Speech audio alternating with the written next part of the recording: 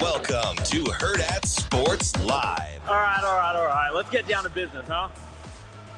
With the 111th pick in the 2025 NFL Draft, the world champions, the Philadelphia Eagles, select Ty Robinson, defensive tackle, Nebraska. Go Birds! Brock Nelson is wide. Brock Nelson finds Landis. Gone. Landis gone. Welcome back, Captain. He rips it past the Ultra off the iron and in. He's fired on the pass. Comes right to Bushnevich. Prosper Sundquist. Thomas calling for it. Thomas gets it. Thomas to the backhand. He scores! Wow, what a move. The Magic meeting the Celtics with all that size. Inside, and back, Curl scores it with a foul. And this is for the win. Oh, it's close. They're going to call it. Did Gordon beat the buzzer? They're going to take a look at it. But the official, Sean Wright, signaled it was good. It's up 6-2. Pajes hammers this ball straight away center field. Crease back. It's gone. Andy Pajes out of his mind. High fly ball in the center. Martinez backing up, turning around, and that ball's gone. How about three more? Three more for Sadon. In Marcos Davila. He'll be a redshirt freshman. He's pressured. Makes the throw. And another interception. Yeah, Black may want away with this one. Wow. And it's Kamir Prescott with the pick there. So back-to-back picks for the defense. Good morning. Welcome into Hurrdat Sports Live, presented by Centris Federal Credit Union. That's DB. I'm Ravi Lulla here at Hurrdat Sports Bar and Grill. What's up, DB? What is going on? I don't love my volume, but you always tell me. I mean, you sound good in my headset. That's fine. But your headset's a whole other issue. Maybe Shane can help that for you. Just my head, period. Yeah. Oh, yeah. How we doing? We're doing all right. Yeah? Yeah, it was a busy weekend. Yeah, it was extremely busy. It was all about, from start to finish. You know what it was for your boy? What's that? Being competitive? Yes. So what I was going to say is being comfortable when I'm super uncomfortable. Yeah, Saturday would have been really tough. Oh, man, I'll get to that in a sec. Yeah. But, it started out getting in the shower Saturday. I went old school. Put the towel in the mouth and went through every range of motion. Ooh. I literally. Oh. Did you see me try to get on the stage today? That's better, right? It was better. And you were walking better. I didn't use my hands. You had to clear the mechanism a little bit. I did. Did you watch me have to dial in? Yeah. I'm weird like that. Just going all Kevin Costner on me? Yep. So, because you know what I can't, if you think of the movement that is very, very hard for me. Yeah. Is like, and I hate when people do this. So if you ever see like my kids, maybe not Zoe because I haven't had her long enough, but they almost always will bend over to take a shoe off. They don't put their foot over. Like up on anything? On the back of their shoe and pull their leg out. Gotcha. Yeah. Because it messed up with the shoe. That's my dad. Okay, so that's totally my dad. Yeah, it messes up the sole. Don't scrape up the back of your shoe, whatever. And don't be lazy. Like untie your shoes. Yeah. Like I'm not a big. I know. No, I get it. It's bad. No, my parents would tell me it's bad. And when I see it, I'm so childish. I go around and I untie them. That's what your boy does. No, so like I can't pull my foot out. Yeah. Or like let's say I want to put my pants on. It's hard for me to like lift my leg to put it in. Yeah. So that's the range of motion. Like lifting the knee up. That I can't, or anything slightly back. Yeah, like pulling the bottom of your leg back. Like to, measurable. Or like let's say if I lead to get in the bed with like my left leg, that knee. So I'm cool to get it kind of up. It's when it gets to the flexion is like 30 degrees. Ouch. Yeah. Because I can't bring my heel to my bum. So there's like 2 chewed on towels they're hand towels. They're not big towels. I can't get a bath towel in my mouth. There's this blow, and I'll show you. It's like torn. I was like, Rah! Probably looked like one of the dogs got a hold of it. So yeah, I was bound and determined. So I'm cool, man. Yeah. Yeah, it was a ridiculously hard job. Yeah. I mean, it was exactly what you were afraid it was going to be. Yeah. 100%. Oh yeah. Just super chaotic. So The timing of everything was goofy. you know, Jess, she would be better to talk to because she was with me all the time. And Yeah. it's after about the first, we didn't even make it through a quarter. And I turned my mic off and I go, Jess, I don't know how you can function. I'm losing my mind. There's too many people. It is too crowded. And it was a relatively light crowd, right? So Yeah. it's not that. It was just who I was surrounded by trying to. There was a lot of people on the field Man. with you guys. And So that was kind of weird. And she's used to being in the thick of it.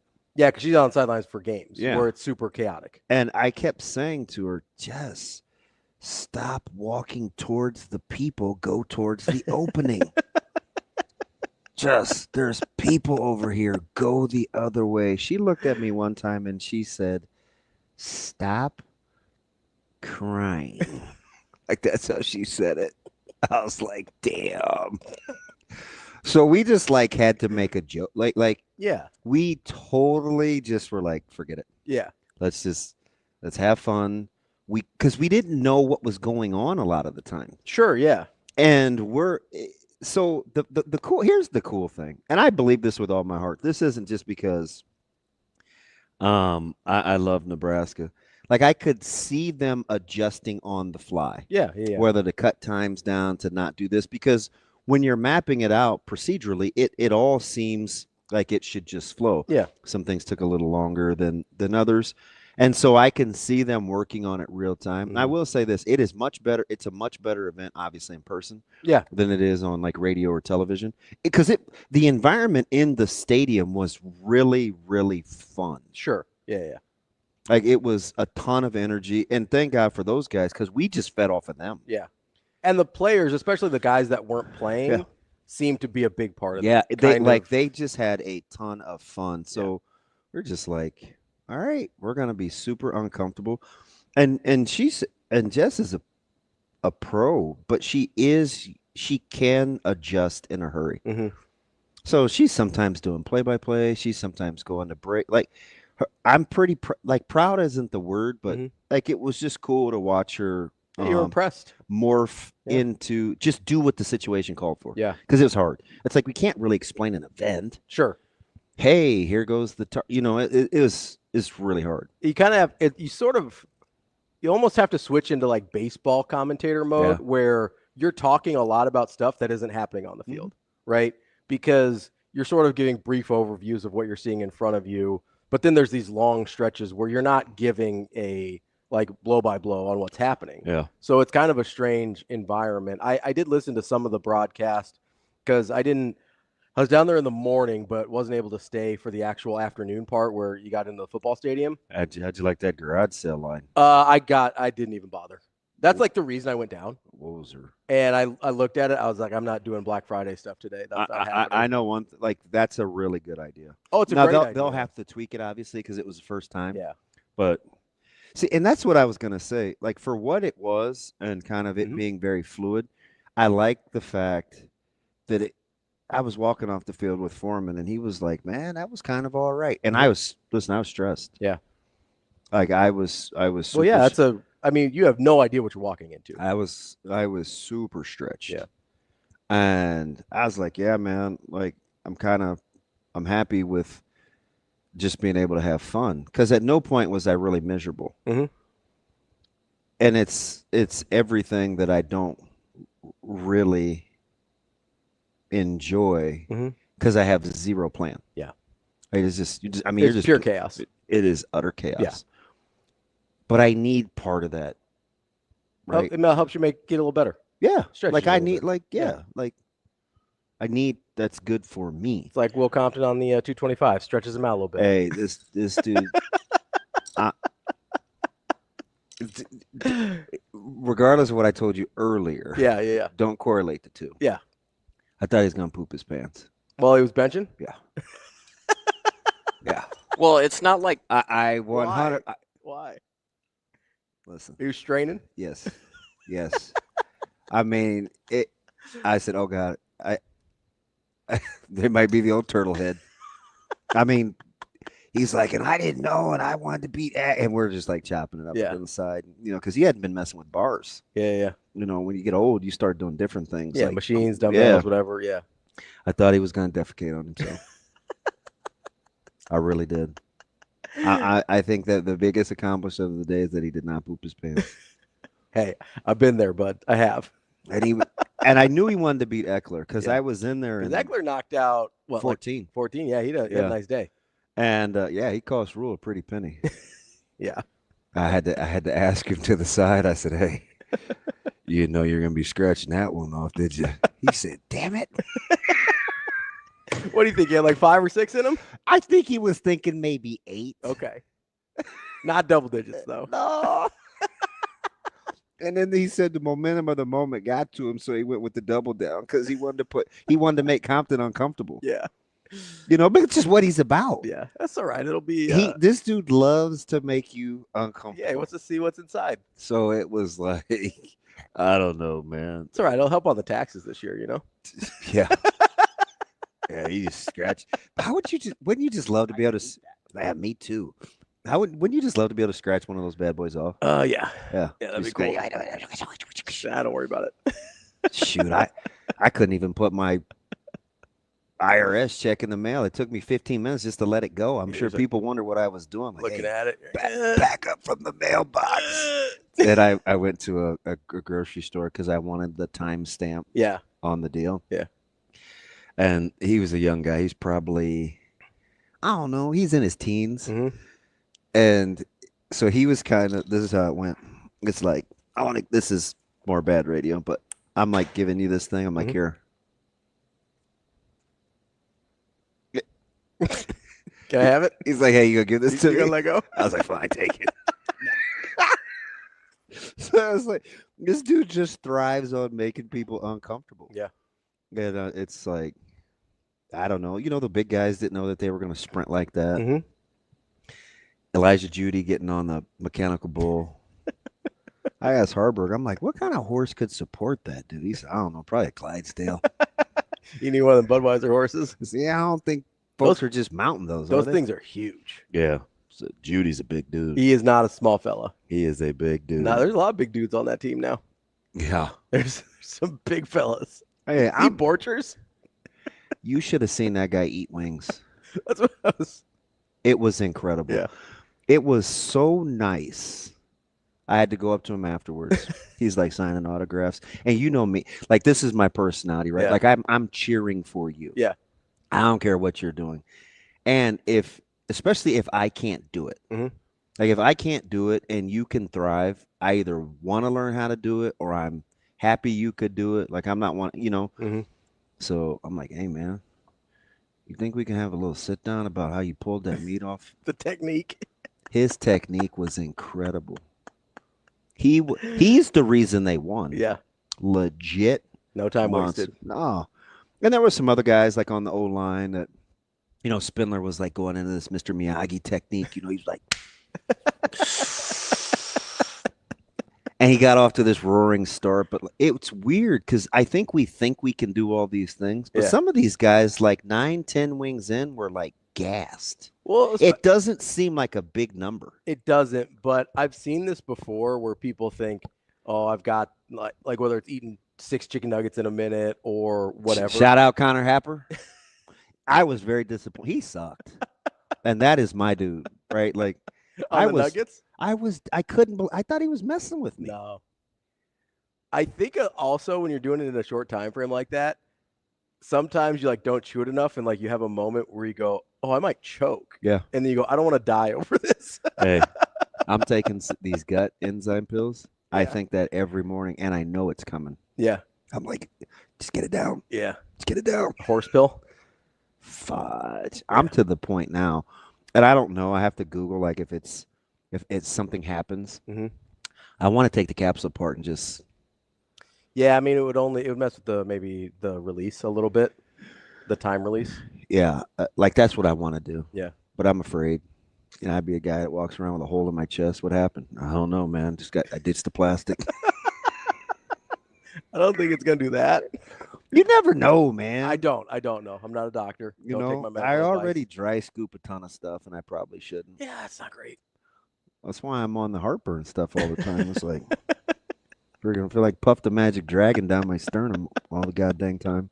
But anyway, I mean, functioning, being uncomfortable, man. That was the whole weekend. I think the guys liked it, and it's definitely an event. Just tighten up. Yeah, a few tweaks. Like the times. Mm-hmm. It's pretty cool. Yeah. Like, they were doing the skills competition, offense versus defense, the hands competition, just like the Pro Bowl. Yeah. You had to put the costume hands on and catch balls, and then you're going to dive. Well, at the Pro Bowl, it was controlled. Mm-hmm. It was a nice controlled deal.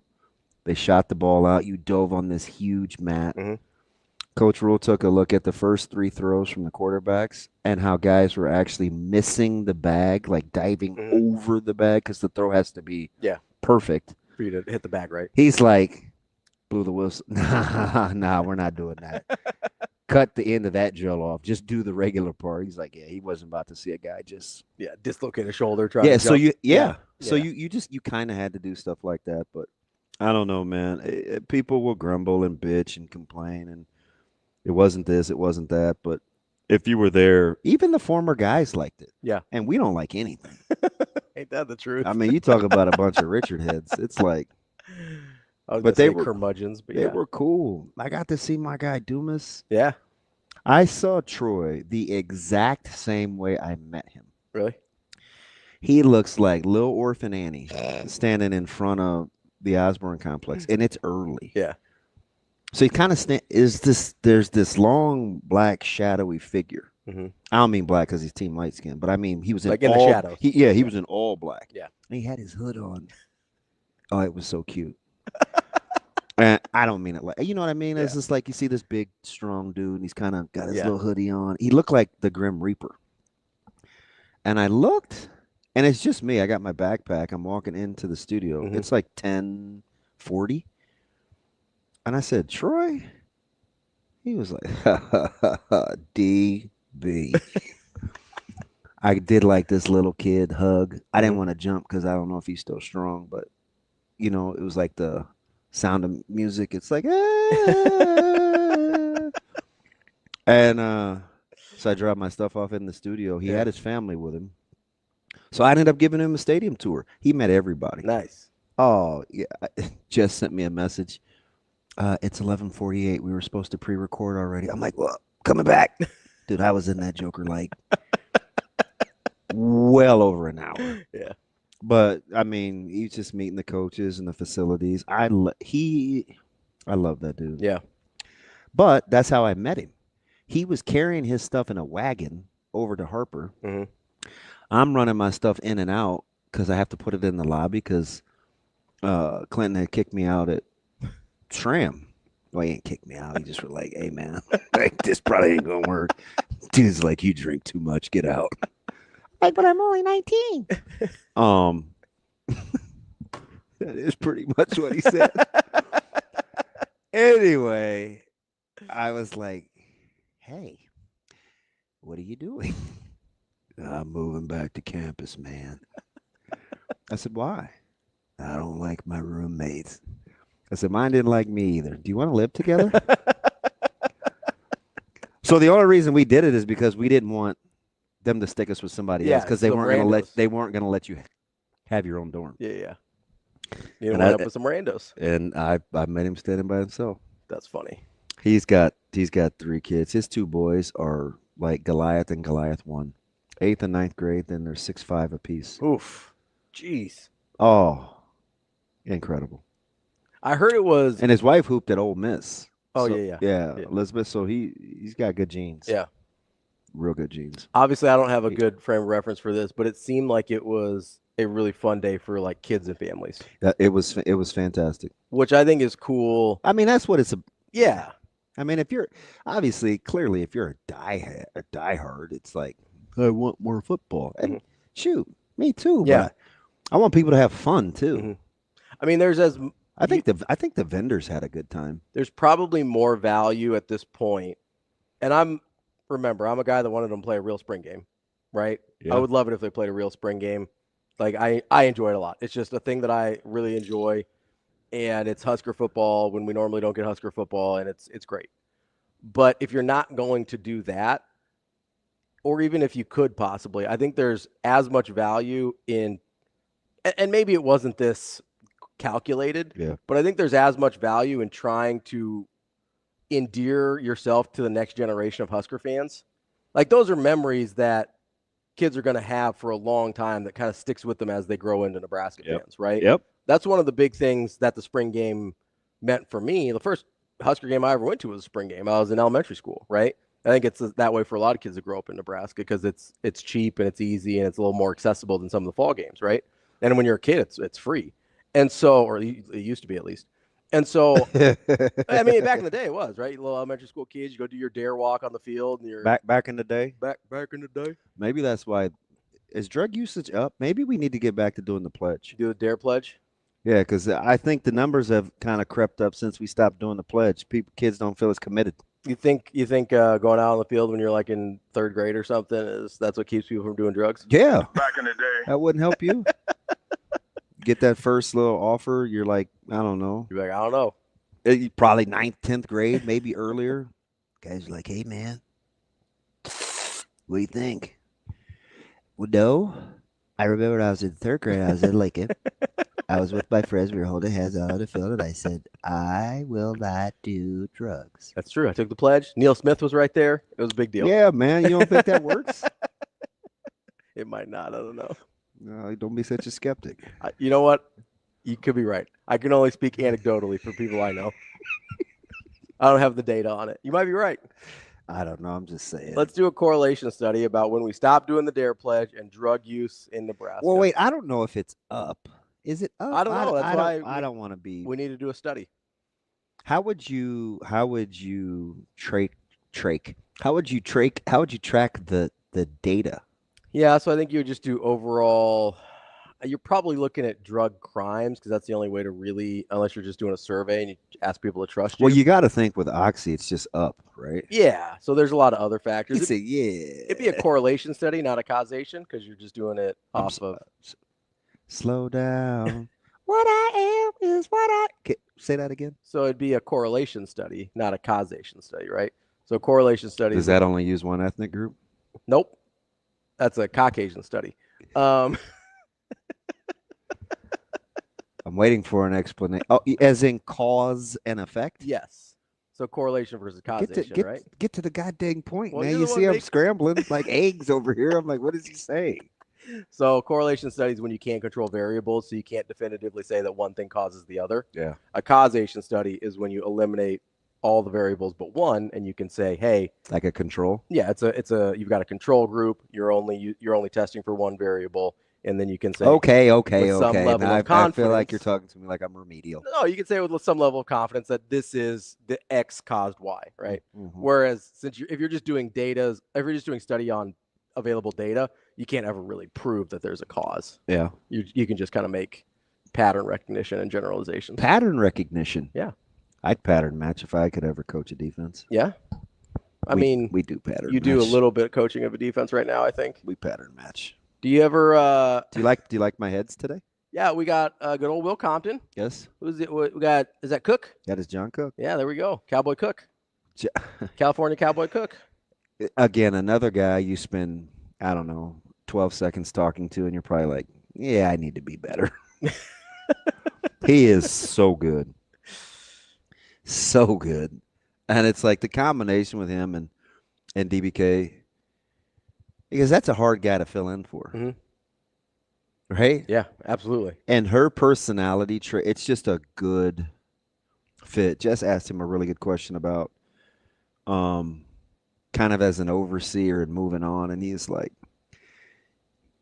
it's a good thing I got grandbabies to keep me busy because it's hard. Mm-hmm.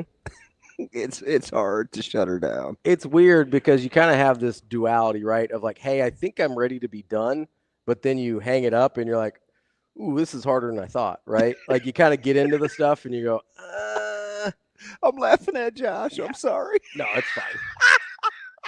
We got such a tough group.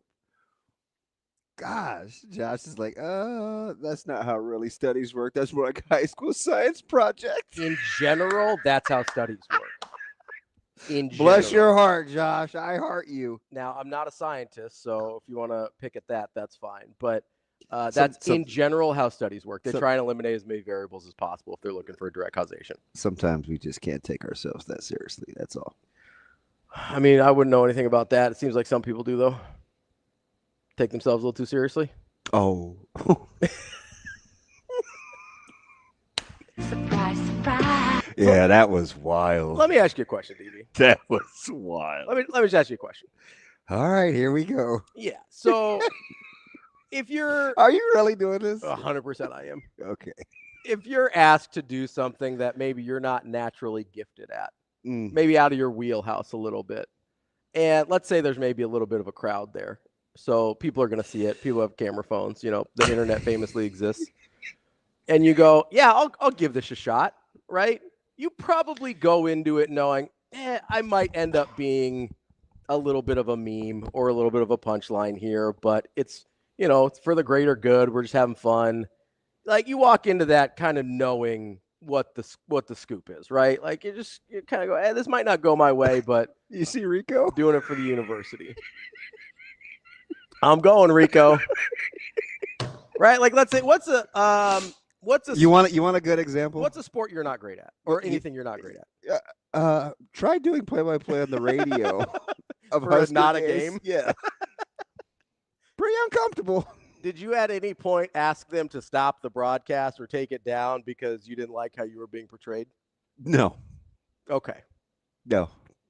So if you don't know what I'm talking about. As a matter of fact, Jess, at one point, she was doing an interview, and she goes, I don't know if anybody's listening anymore, but I got to tell you. Like, even she was cool enough to, like, yeah, and poke she's fun. Very like professional. Yeah, she just knew what it was. She said once that I don't think this translates very well on the radio. Yeah, she said it a couple of times. Yeah. Which he didn't. And so, but here's the thing. Mm-hmm. Do you know what I was most happy with myself about? What's that? I didn't get down in the mud. Like she helped. Like once we just said it out loud. Yeah. And everybody knew what we were dealing with. It's okay. It was cool. So if our boss afterwards, Jason was like, you know, because he's super upbeat. He's a good dude, and he's like, hey man, I'm proud of you guys, and we're exhausted. Yeah. Well, he knows it's a listen. Exhausted. Yeah. Well, you're walking around all day, and it's kind of a high emotion, high stress. Yeah, you have to have energy. You got to be on. Right? Yeah. One time we're on air, and Jess goes, I think I lost Damon. Damon, are you around here? And I was like, I can't see you.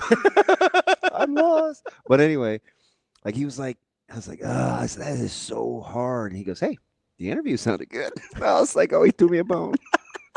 I can eat the meat and spit out the bones. So I gave him a little high five. All right, then, Jason. So let's say you're a member of the media. Yeah. That's not a stretch for you as a member of the media. Correct. And you're asked to go out and maybe field a punt in front of some people. Let's say it doesn't go that well. Can I be the first one to tell you? I would not do well in that. Fielding punts is hard. Yeah. Like it's really hard. The ball kind of moves around in the air a little bit. If there's any wind, it gets played with a lot. It's sort of hard. It's sort of hard to track. And then it comes down pretty fast, right? Like it's a difficult thing to do. Correct. If you were a media member, don't have experience catching punts, and you didn't do well in it, everybody would sort of expect that, right? Not a big deal. Oh, haha, it's a little funny. And then the internet exists, so you know it's going to end up online. I have a question. Would you throw a giant baby bitch fit about being portrayed in a way that was not flattering trying to catch a punt? I have Big Red wrap up tomorrow night. I'm just saying. You don't have to say anything. I am going to sit here, and I'm going to continue. You don't have to say anything. And let me start with this. I mean, everybody, like, okay. We're talking about Sean Callahan. It's fine. Everybody saw it before he asked to have the video taken down. Allegedly, I don't know. But the video was down at some point. Here's what I'm saying. I don't know Sean Callahan at all. He might be a lovely man. He seems like a very nice person. I have no idea. I've never met him. Okay? So I want to say that first. What I will say is I don't understand how you can take yourself so seriously. And this isn't alleged because it was posted on his own message boards by him, right? So I'm not saying anything that if you don't pay for his site that you don't already know. He used the word ambushed and attacked. Oh, what are we doing? This is insane. Like, I don't know, Sean, but let me give some life advice here. It's not that serious. It's not. It's okay to not always look like the most buttoned up whatever. And you know what you could have done? You could have done what Sam did and say, nope, not going to do it. It's fine. Sam didn't want to catch a punt. Sam didn't catch a punt. Hey, so Coach, he called Sam's name on the PA system twice. Yeah. He goes, hey, Sam. He wanted Sam McKewon. And guess who didn't go out there? Sam was like, no, nah, not about that life. We can ask it. Because I wonder if Sam, I think Sam had to have heard him. Sure, yeah. Yeah, but remember, Sam said on our show 2 months ago that he was not going to do anything. He goes, absolutely not. He goes, no, I'm not doing that. And he went as far as to say it's not going to have the desired effect that Coach Rule wants it to, because I know a part of it is kind of just showing how hard something is and kind of wants you to be embarrassed. Yeah. He said, but it's not the same thing.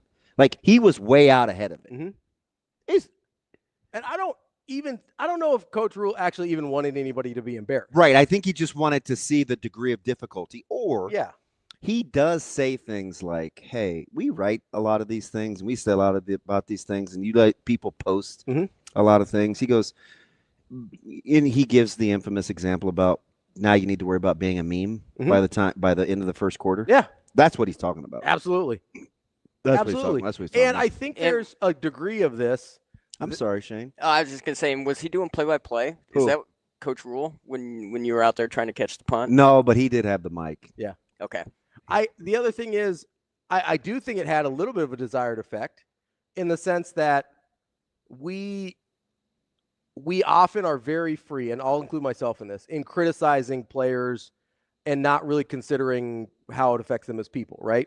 So maybe Sean's feelings were actually hurt by this, and certainly that's not something you want. But I do think it's a really good example of, hey, considering the stakes in the moment and everything, it was a pretty low stakes environment, right? Yep. Like nothing happened because Sean didn't catch the punt, right? It didn't. Which, by the way, Coach Rule posted another one of him catching a punt later, but we don't have to get in that. But it was very low stakes environment. And obviously, Sean felt strongly enough about this to say something, to say like, hey, I don't really like how that was portrayed online.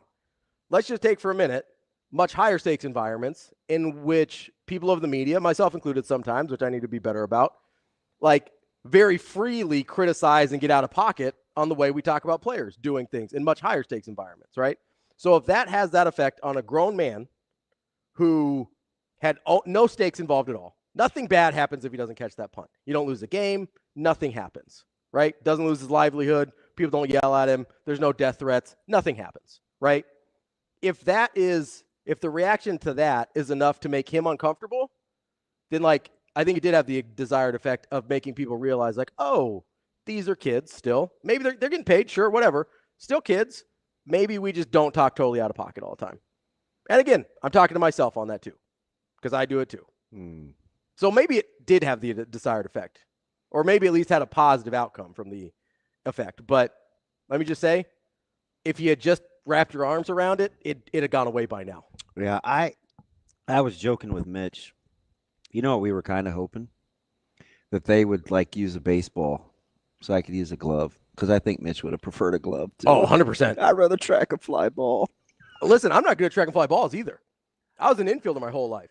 I'm terrible at tracking fly balls. It's hard. Yeah. It's really hard. The depth perception is really challenging.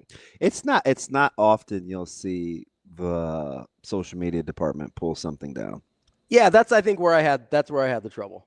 And I think they probably did it because they weren't trying to be hurtful. That's where it's like, hey, like we just need to have a little self-awareness here. It's okay.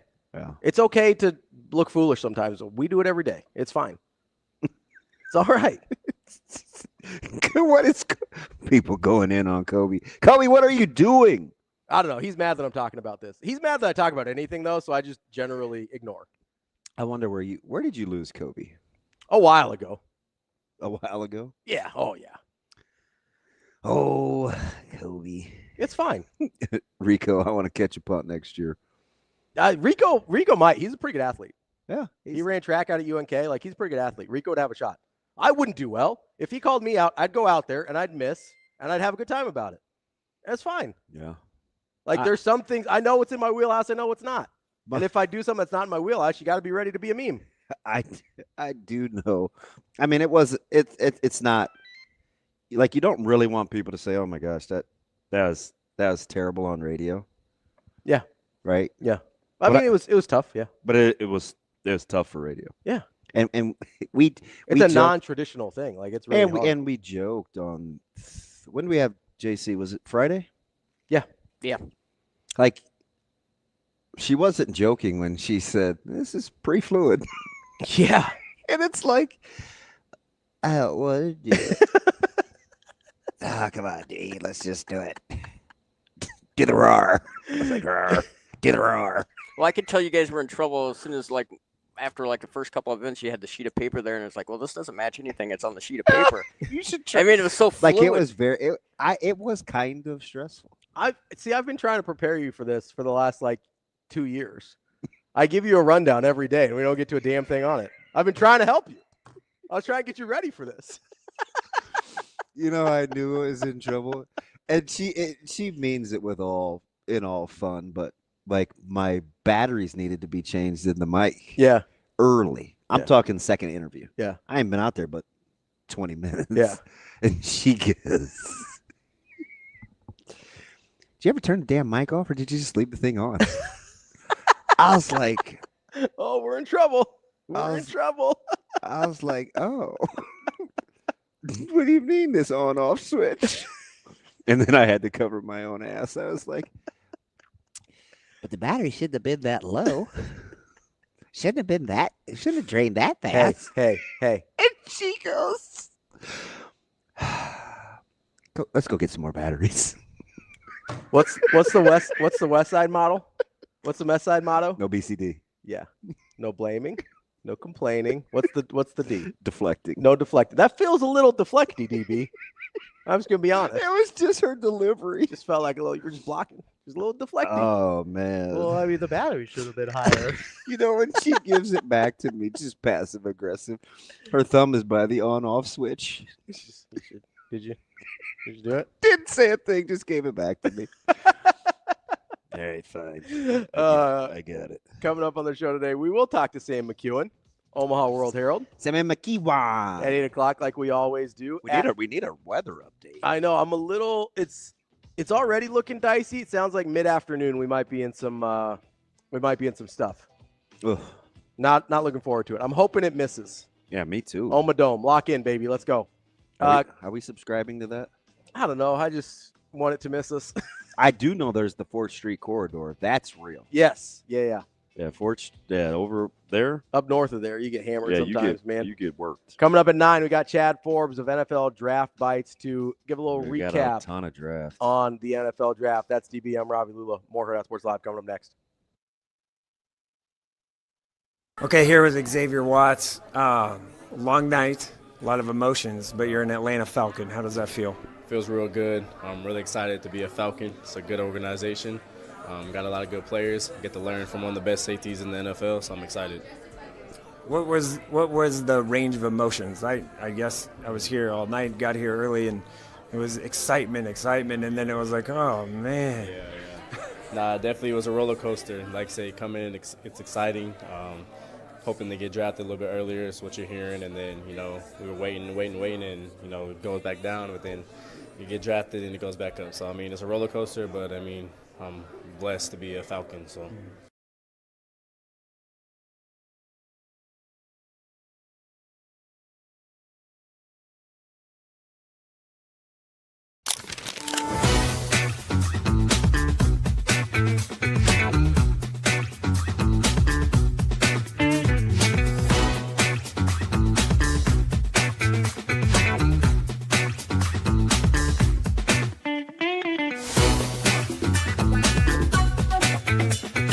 second sweep, back-to-back weekends. How are you feeling just with the team, especially performing today with that kind of tough stretch in the seventh?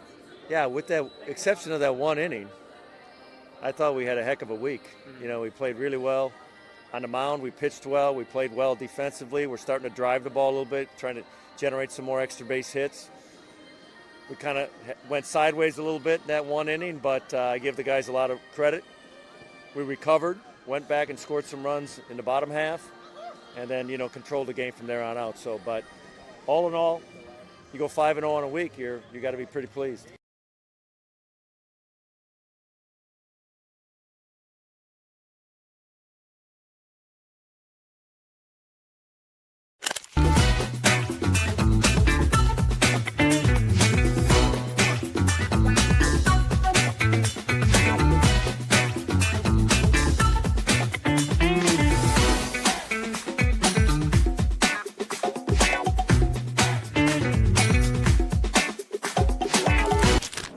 Aspirations can drive us.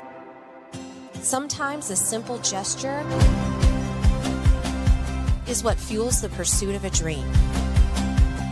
When it's time to make your dream a reality, we are here to help.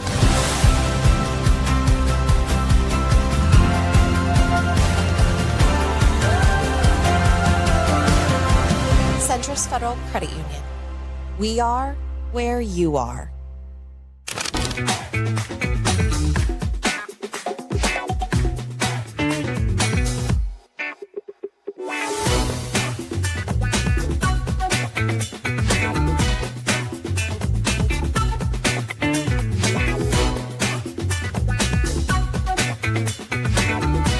Joined now by John Cook. After the roping challenge, what were your biggest takeaways of those football players on those horses? They need to go back and practice. They need to talk less trash and go practice more. That's what I saw.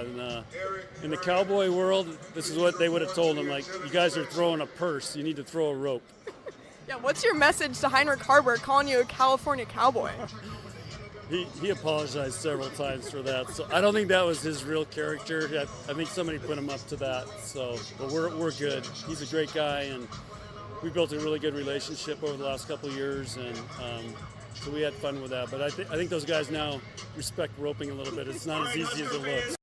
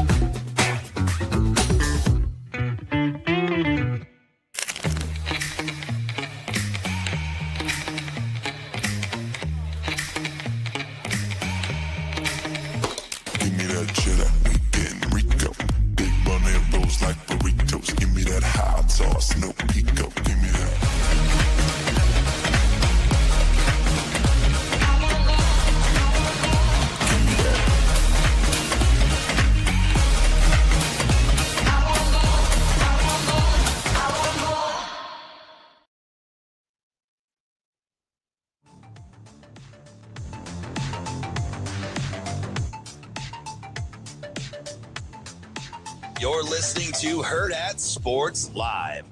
I know you've always called yourself a lifelong learner, but to watch your evolution and how you can read people and respond and you know what buttons to push, like, it's been real as a lifelong learner, hasn't it?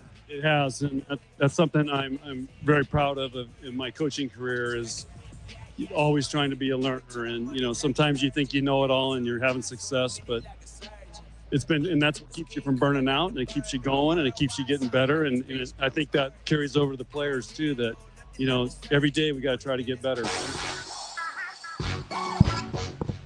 Welcome back, Hurrdat Sports Live. That's DBM Ravi, Lulla. You should be a lifelong learner while you're on the road as well. Remember, make it click. That seatbelt prevents injuries and saves lives, but only when worn properly. This message from the NDOT Highway Safety Office.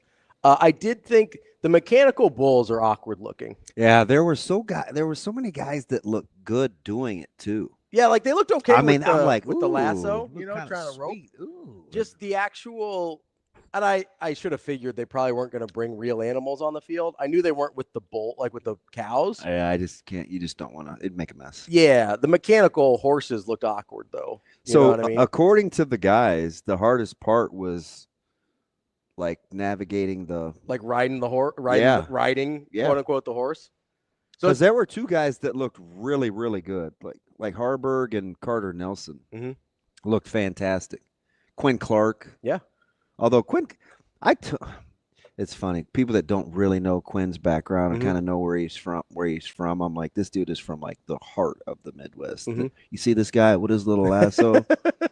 It's not from, it's not his dating style where he's used to, corralling for. Like, this dude is a natural. And they wanted different lassos that were a little sturdier, or the equivalent for those guys was the difference between throwing a tennis ball versus a baseball. Oh, okay. You may be able to throw, but you like the weight of the baseball feels better. Like you have a little more control over it. Yeah, I feel Some of those guys look good. Yeah. And Judy practiced. I think I saw the videos of him he was the sentimental favorite. Yeah. Judy was the sentimental favorite. Probably because it was the sight of it. And him getting out of his comfort zone. Yeah. He put the little, I don't know what that thing was. I don't want to say the wrong term, and people are like, you don't put, I almost said hayseed, and I was going to say hayweed, and then I don't know what it is, but the little thing that sticks out of your mouth. Yeah, like the straw looks like. Yeah. Let's just go with that. I don't know what it is. He had like a makeshift little straw thing in. He was in the moment. Yeah, no, I appreciate that. I like him stretching himself a little bit there. He was in the moment. I listen to Coach Cook all the time just because I know him when he started and I know how he finished. And well, was a great coach the whole time. The evolution of his personality was nothing short of fantastic. 100%. Yeah, and I had to know. Like, I'm like, come on, man. A lot of people say they're lifelong. Like, you're taking trips overseas to study people. Yeah. How is the game changing? I just think that's how he's wired. Oh no, it's like it's what interests him. He's incredible. I'm a huge John Cook fan. Are you a huge fan of the Steelers draft? Yes and no. I think I'm not going to overreact to some about not getting a quarterback because I think it's clear what their intentions are, and it's Aaron Rodgers. Yeah.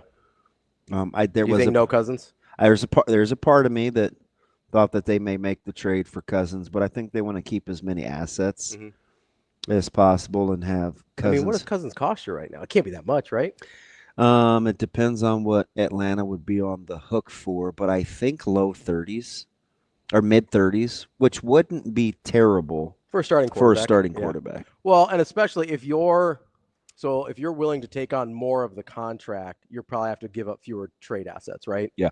So that's an equation that I feel like Pittsburgh could weigh. But one of those two guys, just say, hey, we're going to figure it out with one of them. We didn't love anybody in the draft or where they fell to us in the draft, so we just let it go. The draft was. There are a couple teams that I thought Shane's Raiders had a really, really good draft. I felt like Seattle had a good draft. I like what the Patriots did. I'm always a little reluctant to talk about draft grades because you have to watch these guys play a little bit. Yeah, you have no idea. And I can really only grade it on like needs. They needed this. I'm glad they got this. I was pleased with the 49er strategy. Yeah. They went really hard after that, like front five or front four, front seven. I thought that was really important. Their defensive line was aging and terrible last year. Are you still wondering how? So it's like, are the Eagles just better at what they do than everybody else? Possible. It's certainly possible. I mean, we thought that for a very long time about the Patriots, right? Yeah. Obviously, they struggled mightily trying to draft wide receivers, but every other position, it seemed like they had kind of sort of cracked the code. These people not know I'm at work? I hope it's good news. So, do you need to take that? You can if you want to. No, we'll take a break. Okay. He did ask me for that man's number last night. Yeah. But I don't know what that means. Sure. Could go either way. What do they think? What do they think I'm doing? Maybe they think that's your full-time job. To be honest, I don't think they really know. It's entirely possible. I don't even know. I mean, I know Coach Rule knows we're on the air at a certain time. Like, what are we doing? Man, that's a great question. You move it wrong? Oh, that means stop running my mouth.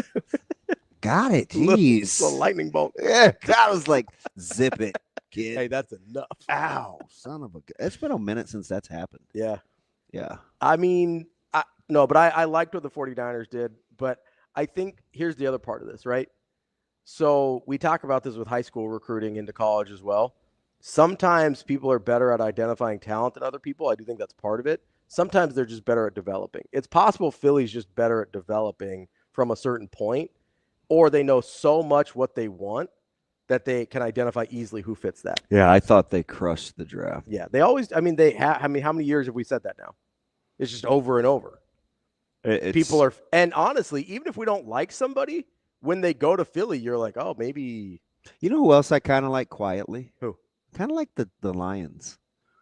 Because that would be a team that's hard to draft. Because you have a lot, and you're not picking in an ideal spot. And so you want to be very short up guard a little bit, diligent. Wanted to get guards done. But I like the Lions draft a little bit. You won't know anything until for probably a year. At least, yeah. I know some people did like Cleveland's draft. I don't like getting two quarterbacks. Yeah, that felt odd. And we'll get to the Shedeur thing at some point. Would you, by the way, would you have taken a DB at the first pick for the Lions? Yeah, maybe. I mean, that was a little odd. They need that happened. They could use another dog on the back end. They didn't draft a single DB. Yeah, you could use another dog on the back end. Although they have some guys that they want to get healthy from a year ago too. So that they stockpiled. So they may be on the come. They may feel they're okay. You know. I will say Mason Graham just feels like a best available situation there. So for them, I think it's interesting how people are kind of torn on Mason Graham. I think he's a high floor guy, is how most people see him. They don't know what the ceiling is. Yeah. I think they look at him as, hey, he's going to be really consistent for you. I mean, we've talked about this with Nebraska, right? Now he sends a text. Consistency versus sort of explosive plays. I think people wonder about what the pass rush upside of Mason Graham is. At least that's sort of what the scouting report's been on him coming into the draft. But I think that if you're Michigan or if you're Detroit or Cleveland, if you're Cleveland, you're one of these teams. Sorry, we've talked about a lot of. If you're one of these teams, I mean, shoot, we're out here, right? If you're Cleveland and you're sitting there and you go, okay, they obviously didn't think that they needed a cornerback bad enough to stay at 2 and draft Travis Hunter. So you sit there at 5. And I still think they gave up too much. Now we'll see if you get your guy. Yeah, if you get your guy, fine. Yeah, I do think Jacksonville's maybe a spot where he makes more sense than Cleveland because you think you've got a lot of your other stuff in place. Yeah. And you go, okay, well. Although I think they kind of have similar rosters. I think the only difference is Jacksonville probably feels better about their quarterback spot. And I think they probably like their skill a little better. Sure, they've invested a lot of money. You would give kind of the trenches to Cleveland. Yeah, I would agree. Yeah, 100%.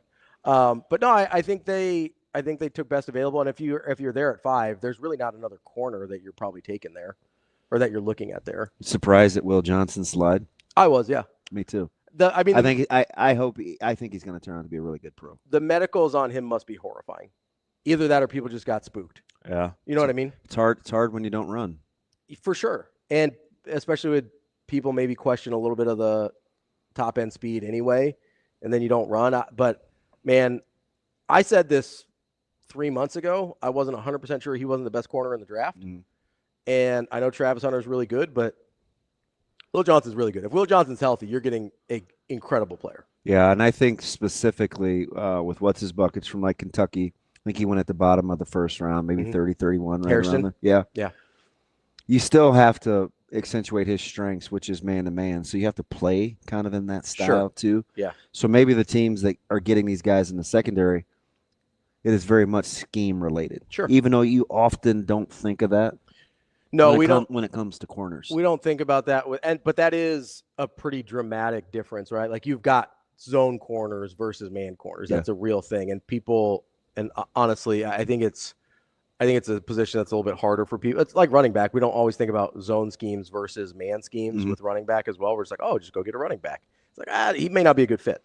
Although, kind of similar, quietly with running backs. We used to hear the scheme, gap, zone, base, what guys like. You heard that a lot with Caleb Johnson, right? Like he's a zone, he's a this kind of back, he's a this kind of back. You used to hear that a lot with D linemen until fronts got more multiple. You would always hear, is he a one gap or a two gap guy? Right? He's got to line up directly over the center. So is he a hold and occupy, or is he a gap shooter? I think D-line is kind of getting away from that because they're not being cross-trained to be a little more well-rounded. Yeah. But that's what you heard when not to bring up the Patriots again, but when the Patriots were really good, they had Wilfork. They're like, oh man, a lot of teams want to run these defenses, but it's really hard to find, the replica for Wilfork, right? And to run that type of scheme, you need a guy that's going to command the double, that can play a real nose in the middle, that can play a true nose and take up multiple blockers in the middle. And that guy, there's not a ton of those guys, right? But yeah, you're right. I do think it's something we don't talk about nearly as much with defensive linemen the way we used to, and we're starting to with running backs and corners scheme wise. You know what? As it revealed itself, and maybe I should have known this going in. I didn't really love this. This wide receiver group was pretty meh. It was. It was probably worse than I thought going in. Yeah, I hadn't really thought a ton about it. I didn't love the skill in this draft at all. No, I mean running backs were good. Good running back group. Outside of that, not a great skill group, although I think a lot of people like the tight ends as well, depending on where you put them. Good trenches draft, though. Yeah. Good trenches deep draft. At least. Yeah. That's DB. I'm Ravi Lulla. We'll have more Hurrdat Sports Live coming up next with Sam McKewon from the Omaha World Herald. At first, it felt really weird. I was telling Olivia this, that being out there going through, technically old experiences, but with a missing piece, without John Cook. Like, you're used to him walking out, having his pep talk, and it's like something feels like it's missing. And so it was weird, and then it started to feel like home again. And it was just like being a freshman all over again, knowing that I'm wrapping up my time here. I'm just trying to take it in, and so it felt really good to be back. At what point did you start feeling somewhere in the middle of the first set. I was kind of jittery. It was weird. I don't know. I think it's just, having a game into Vanny during spring season isn't something we usually do, so that was part of it. But, I mean, playing in front of 10,000 people is pretty nerve-wracking, but, yeah.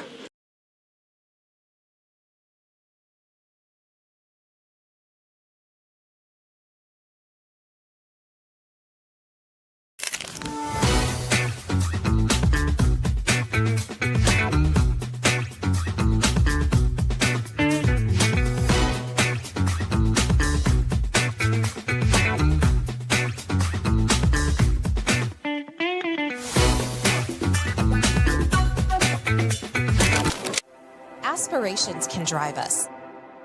Sometimes a simple gesture is what fuels the pursuit of a dream. When it's time to make your dream a reality, we are here to help.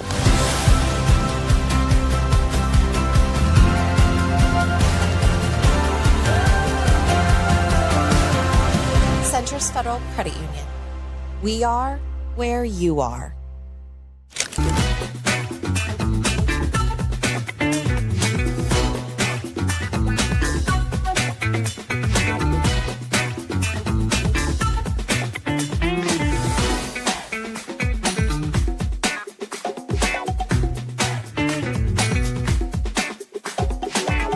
I don't want to go through each of them, but I did tell them in the locker room as a group, the first thing I said, just super impressed by those four and the way they handled the changes. And I thought Macy and Carrie did an awesome job in their roles, and Lainey and Liv, like going in and out of being libero is not easy. And their stats might not be amazing when we look at them tomorrow morning, but I thought their play was very, very good, and super proud of them. And it's one of the deepest groups of liberos I've ever coached.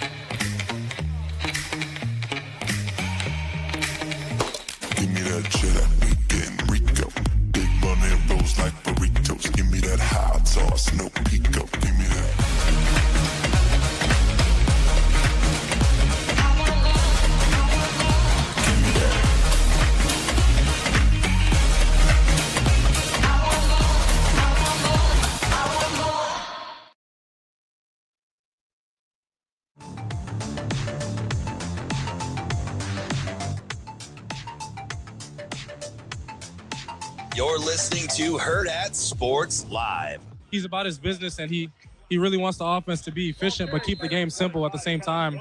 He doesn't want us going out there and doing anything different that we do in practice. He wants us going out there and just having routine plays every single day. But he's just a guy that's serious about his business, and he's really trying to win football games and put up a lot of points. And so I got a lot of trust in him. I know he has a lot of trust in us. Kicking off hour number 2 here on Hurrdat Sports Live, presented by Centris Federal Credit Union. That's DB. I'm Ravi Lulla here at Hurrdat Sports Bar and Grill. We are joined now by Sam McKewon from the Omaha World Herald. Sam, how are you this morning? I'm good. How are you guys? Sam, we are good. You know what I'm getting ready to start with. Would you like to just lay it out before I even ask the question, or what?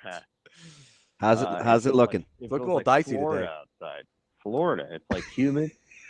The cement is wet, but there's been no storm, so it's like living in Florida today. Like there's an ocean somewhere nearby.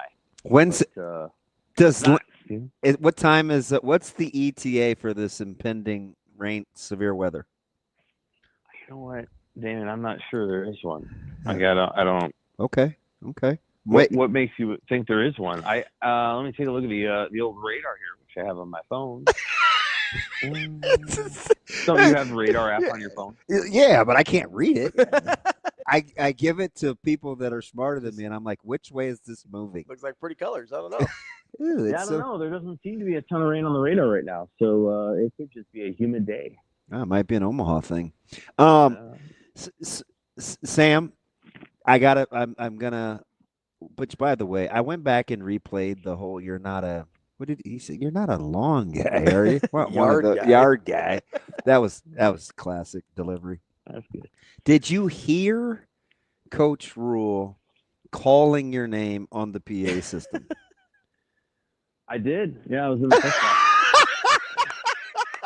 He said I did. I did the. When I was up there, I did the. I'm not going to return this kick motion that the kick returners do when the ball goes through the end zone. Yeah. Stay away. Called the T, the T signal, but I went with the whole. I went with the full. Not going to do it. That was Alante Brown, who used to be a former Husker. I think he's still at Michigan State. He had the best. I'm not returning this kickoff motion. And Evan and I have always laughed about it because you should be demonstrable when you do it. Like some guys are just like, not really. But you're actually supposed to do it the right way, and Alante was always the best at it. So I was like, not going to be returning this kick from the press box. So I thought it was interesting too because I was reminding Ravi this weekend with all the shenanigans of pulling posts down and all that other stuff. I said, Sam kind of laid it out there about 5-6 weeks ago when you said, I get the whole media thing. It's not going to have the desired outcome he wants, though, just because. And we kind of got what it was about just to show the degree of difficulty and stuff. Oh, it's fine. But you remember that. Like, you were kind of hip to that. It's like it just is what it is, right? We're just out here having fun. We're having fun, right? Yeah. That's all it was. I was down on the field briefly. I saw you hiding in the end zone. I wasn't hiding. So, I wanted to watch the scrimmage. And so, I spent the first half up, and then I tried to get down there right as the QB shootout was ending. And I'm walking on the field, I see Dylan switch the hoop. Which was incredible, by the way. Yeah, that's a 1 in a million thing. It was incredible. That's the only good thing I got right on the play-by-play. I'm like, the first 2 throws, I go, oh, he's finally playing the win right to left. He was actually like throwing a slider. And then that third one he nailed. You could tell he was totally going by feel. It was beautiful. Yeah, he has an incredible arm. So, I was down there to try to talk to him real briefly just about the day, but then he was delayed and talked to somebody else. And so Heinrich was over in the corner, and I'm trying to keep notes on the scrimmage and trying to figure out what's going on there. And, they're having that drive with Cash Luke long ball and DJ Singleton caught a touchdown. I'm like, I need to go up because I got a job. We're trying to follow some players that show up right at the end of the game. So the whole goal is, hey, this thing's going to be over by about 4:30 because they wanted people to, in theory, go over to the soccer game. And so I'm like, I got to get up there and finish writing the stuff. So, like, I was already up in the press box when he called my name. I'm like, yeah, I don't think I can catch it from up here. But I thought it was all good fun. And, you know, that's not really my thing anyway. Like, it's not that I'm sure I wouldn't have caught the punt, but that's immaterial. Like, I could, if I was at practice, you know, in a basketball practice, I could probably step into a couple of 3-pointers in a row. But that's just, I'm the hack. I'm the scribe. I'm the journalist. I'm there to write about the action, not to the hack. Come on. Sam, how did you think overall? Obviously, there was a lot of moving parts and kind of an unprecedented type of event, at least around here. How did you think the day in general went? I thought it got, you know, pretty, like, I thought actually the roping thing was probably the most fun. Now, people may have different opinions. I like the fastest man competition. I like the roping thing at halftime. I thought it started a little slow, and I think everybody wasn't quite sure exactly how it was supposed to unfold. And so the special teams competition, everybody kind of, you know, the on-field PA who did a great job, kind of thought it was over, and we did too, and then they just kept kicking, Alvano and Maher, and then, you know, the punting thing took a while, and that was really hard. Like, you got to have more targets out there than just 2 right down the middle of the field. So, like, I feel like it started a little slow. And the scrimmage was actually pretty good. The scrimmage was at the very beginning was pretty good. Mm-hmm. There was a lot of action. And Latif played some. And defensively, that was really good early in the scrimmage. And you're not surprised by that. That's usually where it's at. And then, you know, like, I thought it got some momentum as it went on. And Rule made the right decision to cut the fourth quarter scrimmage down to a goal-to-go situation. That was wise. So I feel like they could probably cram that into 2 hours if they get rid of a few things and they streamline it a little. Obviously, the biggest hit of the day was the garage sale. Like, people thought that was incredible, and just goes, you know, to show everybody in Nebraska loves the garage sale. That's something they could do again next year, and probably should. They should probably try to do it before a regular season game, and they'll get about 5,000 people down on campus just to be down there at hours before the game begins. I thought, you know, I was talking to a couple of the old heads, and we were walking off the field, and I felt like it got better, kind of like what you said. It got better as the day went on, and you could see, because on the field and in the stadium, I think people had a ton of fun. Like, people were laughing, and the energy was good. The families had a good time. The kids had a good time. I could see, and this isn't just DB promote Nebraska 101, but I felt like with a little tweaking, now that you know how the actual competitions will run, you know, getting your contestants in, the time frame it takes, like, I actually think they could be onto something. Like, it could be it's a pretty cool concept, and now you know the framework where you can tweak what happens in between. You know what I mean? Right. And now, this is my opinion. They should just have a scrimmage and then have the Husker Games and not worry about whether people are going to leave. I think once you're inside the stadium, you're going to stick around for the entire program, especially if you know the program is only 2 hours. And so, like, I would have just had and I would have called it an underclassmen spotlight. So I would have called it like a young guy scrimmage. And I think they were, you know, sort of uncertain about exactly what it was going to look like. But then, you know, once it started, well, it's like, okay, I'm here to watch TJ Latif. And most years that we've ever come to the spring game, we don't care what the starter does. Mm-hmm. We want to know what the freshman does. And so I think that would have been maybe the entryway into it for me. It's like anybody who's younger, you know, true sophomore and younger, this scrimmage is for them. And you could even, in theory, create a competition between the youngest guys on the roster and, say, UNK next year. Nebraska and UNO, as I'm sure Damon remembers, used to do this back in the 80s. And, you know, that was the first time I saw Mike Grant, you know, and I saw him in 1989, whatever his freshman year was, 88. The freshmen would play UNO, and it would get a pretty good crowd. And you got to see the young guys for the future play an actual football game. So, like, I think it would be cool to get underclassmen spotlight playing UNK. And I tell you what, UNK may win. I mean, it's hard. College football, I'm not trying to knock Nebraska's young players when I say that. What I'm saying is that, like, you know, if you pitted them against senior men who are 23, 24 years old, I think you would understand how much better football players get from the time they enter college to the time they leave. And I think that would be a good experience for the young guys. Now, again, you don't put your seniors out there. You don't put your starters. But you put your true freshmen and your redshirt freshmen. I'd watch that. And I think it would draw more fans than what they got this time. Sam, as you let's move on from football to volleyball. Obviously, huge weekend as DBK made her debut as the volleyball coach. Probably didn't do ourselves any favors in terms of limiting expectations, but couldn't have asked for a better debut either. They're a great team. Yeah, they didn't miss a beat. So they look good. There's so many players. I was doing the Showdown podcast last week with Amy Just, and as she kind of rattled off, because she knows way more than I do, as she rattled off all the young players who were in the program, I'm like, I didn't remember that player was here now. I did not remember that recruit was here. They had 6 recruits who are in the program now. And I don't know how many of those are going to play, but their future, they've got it all set up. So, they've got 6 young players. I think all of them were there. And some of those players look great to me. I think Ryan Hunter, who's been injured for a year, certainly looked like she could play. So they're a great team. At this point, with Nebraska volleyball, it's a handful of teams that can call themselves what Nebraska calls itself. They've come very close the last couple of years at winning the national championship. This could be the year they break through.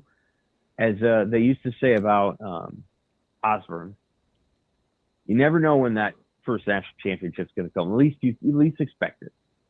And I think that it wouldn't that we wouldn't expect it. We would expect them to be a contender. But I can tell you this: I remember I was still in school back in 2000, and I don't remember all of us looking at each other and going, "Okay, well, this is the national title team," and then they went undefeated. So you never know when the moment is going to be perfect. And sometimes it is, and this could be the team that gets it done. I have to imagine that Danny Buscombe-Kelly is super motivated. I haven't asked her personally, but to win a national championship would be an incredible thing. And as great of a job as she did at Louisville, she wasn't able to. She got to the finals a couple of times, and so I'm sure her hunger to win and her team's hunger to win are exactly the same. And I think it'll be a lot of fun to watch how they play. Sam, I kind of asked Coach Cook this, and we talked a little bit about off to the side. And he described her attributes, having had success here. He talked about small town Nebraska, her being really good in crunch time, embracing the moment. And I get those accolades. That's cool, and it's all true. But the fit of her temperament following somebody like Coach Cook, you have to be built a certain way. Whatever that way is, it has to be a good fit. How underappreciated is the fact that with a guy with that broad of shadows that can cast that big shoulders, that can cast that big of a shadow, the DBK almost doesn't, she's okay with that. She prefers it probably that way so she can just do her thing. That's got to be part of that passing of the torch, doesn't it? Because you can't predict it. Yeah. Right, and I'm sure they talked about that before she took the job. I'm sure that they discussed how it might be, and that John Cook is a legend, and is also really, really good being a public figure. And I don't mean that in a negative way at all. He really understands. So does Matt Rule. He understands how to do it, and not every coach does. Now, Danny Buscombe-Kelly seems to understand it too. She's very natural, though, very, very comfortable in her own. Yeah. Just the way she answers questions. There was a question that was asked to her about the 4 defensive specialists and the way that after the match, and someone was like, "Well, how did you feel like each one did?" And she said, "Well, I'm not going to break down each one. I'd rather not do that." And it was very politely said. But I think what she's trying to do is she's trying actually to let this team become its own entity and its own team. Was it the 52nd team or whatever? Team 52 or 53 of Nebraska volleyball. And I think she wants it to be its own team. And obviously there's still work in progress there. But very comfortable. You can tell, very, very authentic, very straightforward. Does have a sense of humor. Can kind of go back and forth with the reporters, but not too much. And she's fun, and I think she's going to be a great fit. We're talking with Sam McKewon from the Omaha World Herald.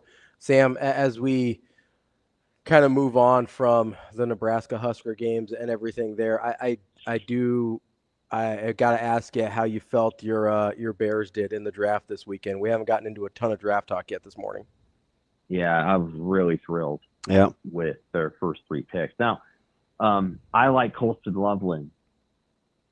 Hear me. Me too. More than Tyler Warren. Me too. I don't even. Yeah, you'll be right. Yeah, there's no question. Now, Tyler Warren is a great football player who also benefited from having a great offensive coordinator. In my opinion, the Penn State offensive coordinator is terrific. And that might be the piece that gets James Franklin over the top, is keeping that guy. That guy's still there, isn't he not? Yeah, he's the former Kansas guy, right? Yeah. Yeah. And so I think they've got a chance to win the whole thing this year, in part because he's there. And they got some receivers through the portal who I think want to work with him. And I'm sure they have money there too, but I think Warren greatly benefited from Kotelnicki, as his name is, Andy Kotelnicki. Yeah, it's a fun word to say. Really benefited from him, and so they featured him and they showcased him in a way that a lot of teams would not, or maybe the way that Tim Beck featured Taylor Martinez. Taylor, so, I want to be clear that Warren's a great player, but Loveland's better. Luther Burden is great. So I was going to say, you might have gotten the best wide receiver in the draft if they figure out how to use him, right? I mean, he's got a little DJ Moore to him. Oh yeah, he's great. He is a great player at Missouri, and I'm not trying to knock the Ohio State kid that went in the first round, because he is physical, Abuka, and he's tough. He is not at the level that Luther Burden is, and I understand that Burden had Theo Weiss and had some guys around him that could also catch. Did Theo Weiss get drafted? I don't know. I don't think Theo Weiss got drafted. None of those guys are Jeremiah Smith. Jeremiah Smith is the best, in my opinion, was the best player in the country last year. But he, Amika had all kinds of guys around him, and it made life easier. It made life easy for Will Howard too. And so I'll take Luther Burden all day. Now you got to give him the ball in space. I think he can run after the catch. He can also, go deep. There's a lot of things he can do for you. And I thought it was a great pick. And then the tackle, they need a tackle, and I think that guy's pretty good. Some of the later round picks are okay too. There's we'll just have to see. I think the Seattle Seahawks did great. I like their draft too. Oh yeah. The Browns, I'm my wife, the Browns fan. She's happy they got Shedeur. You didn't need 2 of them though. No, and they should have just taken Shedeur in the 3rd round. I think on some level they desire to have him compete with Dylan Gabriel, so that there's someone in that room that's pushing him, and it's not just that, we know you're going to be on the roster while Joe Flacco ends his career here and wraps things up. Kenny Pickett is obviously there as well. Damon's familiar with Kenny Pickett. Unnecessary, Sam. Unnecessary. I think Shedeur is a better player than Kenny Pickett. Shedeur Sanders is a better player than Gabriel. 100%. I think so too. I was surprised they took Gabriel to create some sort of competition there. I'm not really sure, but I like the Browns draft, like the Giants draft. Thought the Giants did real well. Mm-hmm. They went back into the round and got their quarterback. I like that they picked up Fedoni late. Obviously, Abdul Carter is going to be a great player. So there were teams that did well. Travis Hunter is the wild card of the draft. My theory on why I didn't want to see the Browns get him or pick him was I feel like the Browns have their number 1 receiver. I think Jerry Jeudy has just been waiting for what he did last season in Cleveland. And the other thing is, people feel free to go back through the NFL draft and just look at what the top receivers selected in the NFL draft have done in the league. And there, of course, are Larry Fitzgerald and Calvin Johnson. A lot of misses. There's a lot of guys that were picked in the first receiver pick who were nowhere near the best. Yeah. The best class in recent years is the Justin Jefferson, CeeDee Lamb, now Jerry Jeudy class in 2020. And, Henry Ruggs, obviously he had issues, legal issues, I believe, but not all of them pan out. And so you have to be really smart about how you go about it. And I thought Cleveland did a nice job of letting Hunter go to Jacksonville, where he's probably going to play a lot and he's close to home. And honestly, that fan base will love him. That fan base will love Travis Hunter, and they needed him more, honestly, than Cleveland does. Not that Cleveland's a better program or franchise, but Cleveland fans will very much enjoy Mason Graham. Did you end up being surprised that only 2 Nebraska players ended up getting drafted with Robinson and Fedoni? I was a little bit surprised, yeah. I thought there might be a third one. I didn't think 5. Of course, you write in the preview that they could break the record. But I was going to be surprised if it were 5. I thought someone would take a chance on Isaiah. I did. Why not? Why not? Right? Yeah, really good physically. But that didn't happen. I thought Nash would be a free agent. If you go back and look, I don't know. I thought Nash would be a free agent. And then poor Tommy Hill, foot injury, and he'll have to earn it the hard way. That's a tough deal for him.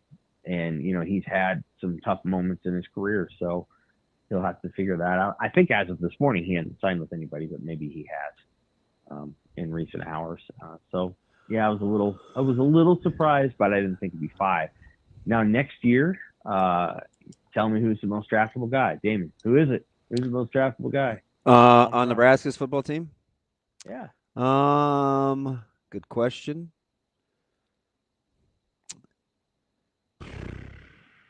I think it's a transfer.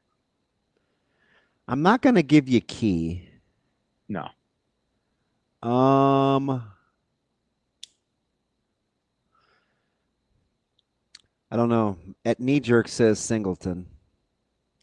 Okay. The transfer I'm going to pick is either Rocco Spindler or Elijah Pritchett. I disagree wholeheartedly on Spindler, but I will. If Pritchett's who we think he is, he can easily be that guy. Pritchett is. So I came away from this weekend and this last week, and I paid it more mind. Right, it was intentional, getting a chance to know him. Mm-hmm. He does a lot of the other things that I think make him very draft worthy, other than just his natural size and talent. He appears to be very self-aware. He does a lot of the little things. He's not afraid to be grimy. He's other-centered. I like him more after this weekend than I have at any point ever have as little as I've been around him. I would agree with you on Pritchett. Players like him. Listen, like him. He's the real deal. And he's only getting better. He's adding to his repertoire because he's learning a little bit different technique. Yeah. He told a story, Sam, off to the side with Jess, where he basically said, don't undersell the camaraderie that's at this university. He said, I can only compare it to Alabama and kind of high school. And I'm not going to say it was fend for yourself at Alabama, but here it's you do everything as one. And I kind of chuckle because that's all I ever talk about, right? I joke. I'm like, they got to dress the same. They got to talk the same. They don't board the bus. Especially that room. They don't board the bus until they all are down there. And, it was just like it is exactly what he said. And he goes, he wasn't used to that. And he said the first couple of days, it caught him off guard. But he thinks that's actually a strength of this wide receiver, this O-line group. I felt like him embracing that and thinking that was a big deal. It told me a lot about his self-awareness. Agreed. Yeah. Isn't that something at that age? Coming from Bama. I mean, I think we're going to find out how good Bama was. And I think a lot of what was kept Nick Saban kept things together, but he kept things together as sort of a, I would compare him favorably. I would compare him to Bear Bryant. And so when Bear died after what it was, 81 or 82 season, they had a whole season of time where it was, I think it was Ray Perkins, and then it was it Bill Shula? Curry? Yeah, it was Bill Curry. So they had, what's his face came in from, he ended up being the Cardinals coach, and they won a national championship. They're pretty good when Gene Stallings was there. But they just had a whole. That was a quick stint too. Mm-hmm. It was. He went to the Cardinals after like 5 years, but it was a tough walk that decade with Ray Perkins and Bill Curry, and they had some good teams, but they weren't that great. So I think it'll be interesting to watch Alabama, but Pritchett, and then I Sierra Wright, I think has a chance to continue and build on what he did last year, and I think sometimes these guys, these scouts, they go back and say, okay, well, what kind of player was this guy coming out of high school? Because NFL guys feel very confident that they can develop was not quite developed in college, and so they feel very confident about that. And so you'd think that recruiting rankings shouldn't matter, and in a lot of cases they don't. But sometimes they'll go take a flyer on a guy that was a high 4-star the way Sierra Wright was. So I think they've got a chance to get 4 or 5 guys drafted next year. I think Pritchett could come out. I think Spindler has to. Dane Key has to, unless they pass some sort of 5th-year eligibility rule. Sierra Wright, I think, needs to go after this coming season. So I think there's a number of guys that could potentially. And I think we referenced Deshaun. Wait Deshaun. until 27. Yeah. What's that? I said we referenced Deshaun. Deshaun Singleton. Yeah. Certainly could have probably gotten drafted this year. So we'll see. I think they've got a lot of promise along a lot of the positions. Now, long term, you're talking 27. That's when Dylan Raiola can go, and that's where Riley Van Poppel will eventually get picked. I think Riley's going to be very, very good at Nebraska. He's going to end up being a terrific player over the next 2 seasons. You know what's funny is in 10 years, Bama, in essence, had 4 coaches. You could make the case for 5 because Stallings left in 96. Right? So between 96 and 06, you went Mike DuBose, Dennis Francione, Mike Price with the cup of coffee, Mike Shula, and then Joe Kynes got the interim job. Hey, Joe Kynes had that voice. I tell you. So it's like, I mean, we give them a little bit of a pass. And in between there was, Ray Perkins, Bill Curry, and then Gene Stallings. So from 86 to 2006, talk about like 8 coaches. 8 coaches. So it can happen.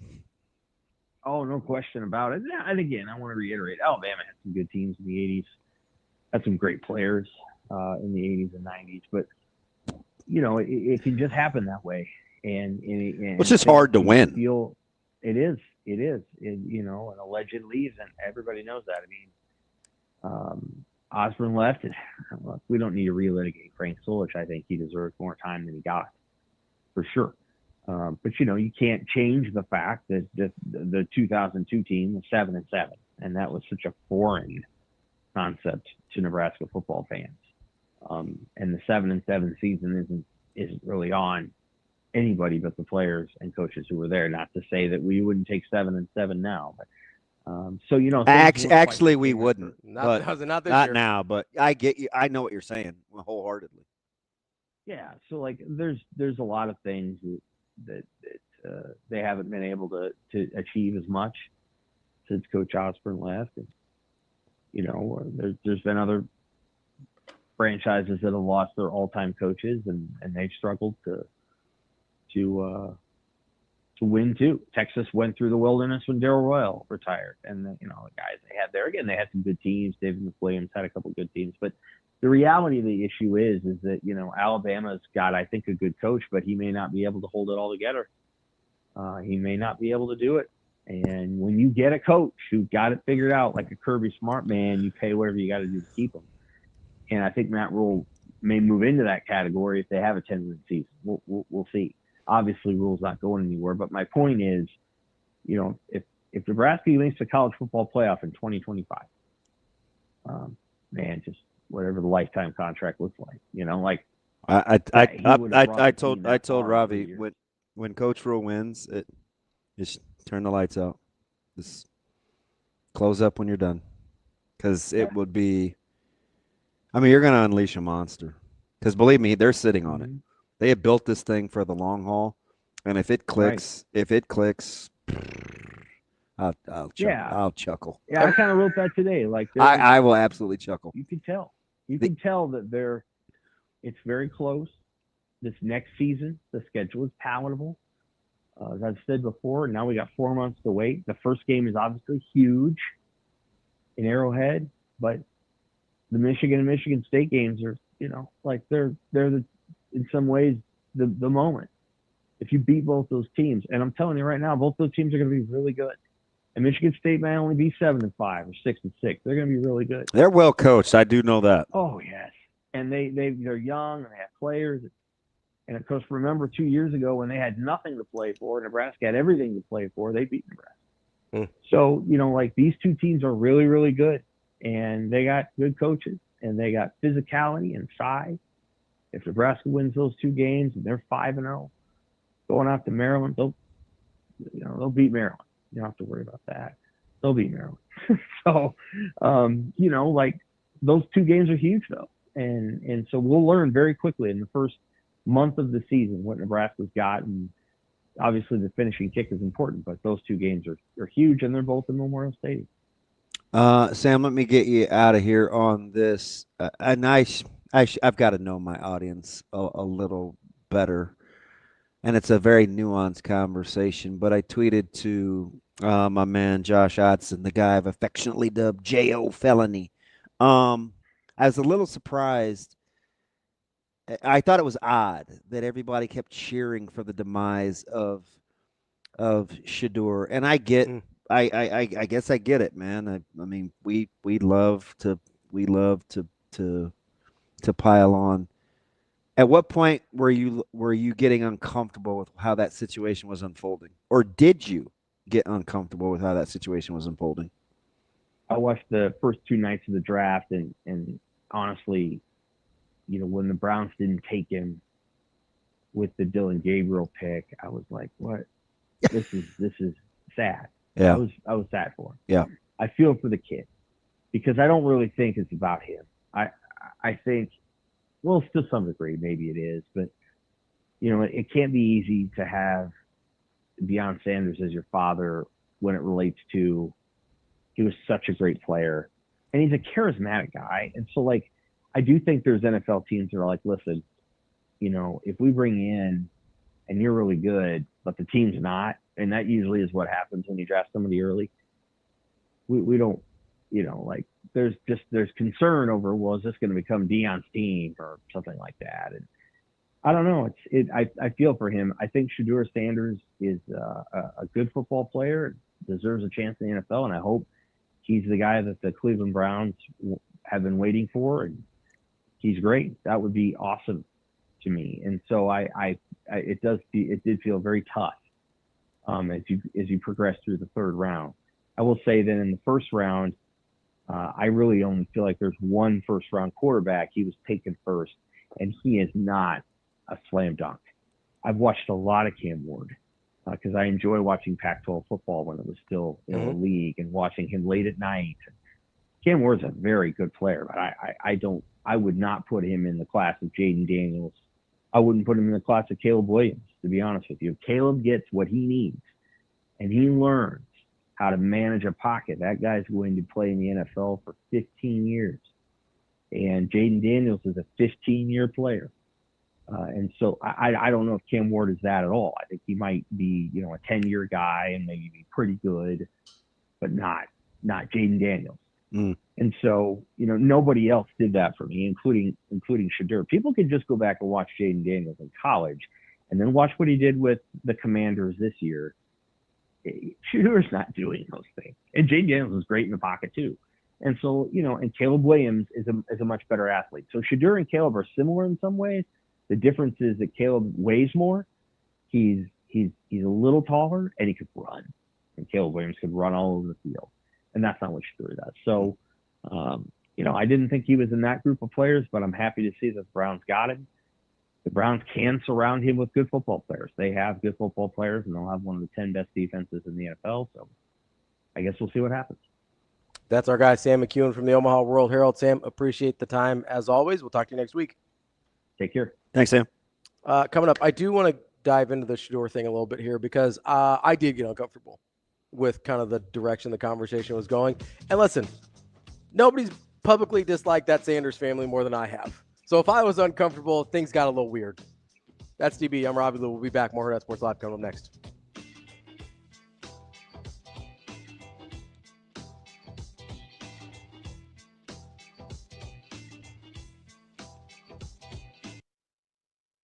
Okay, here with Xavier Watts. Long night, a lot of emotions, but you're an Atlanta Falcon. How does that feel? Feels real good. I'm really excited to be a Falcon. It's a good organization. Got a lot of good players. Get to learn from one of the best safeties in the NFL, so I'm excited. What was the range of emotions? I guess I was here all night, got here early, and it was excitement, and then it was like, oh, man. Yeah. Nah, definitely it was a roller coaster. Like I say, coming in, it's exciting.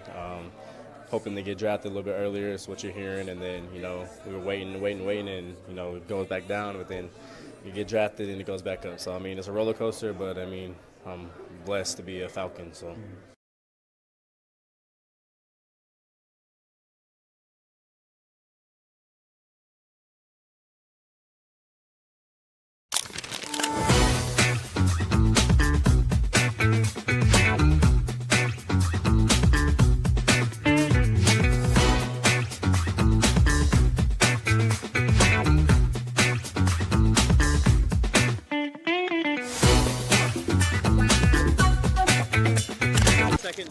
Back-to-back weekends. How are you feeling just with the team, especially performing today with that kind of tough stretch in the 7th? Yeah, with the exception of that one inning, I thought we had a heck of a week. We played really well on the mound. We pitched well. We played well defensively. We're starting to drive the ball a little bit, trying to generate some more extra base hits. We kind of went sideways a little bit in that one inning, but I give the guys a lot of credit. We recovered, went back and scored some runs in the bottom half, and then, control the game from there on out. So, but all in all, you go 5-0 on a week, you got to be pretty pleased.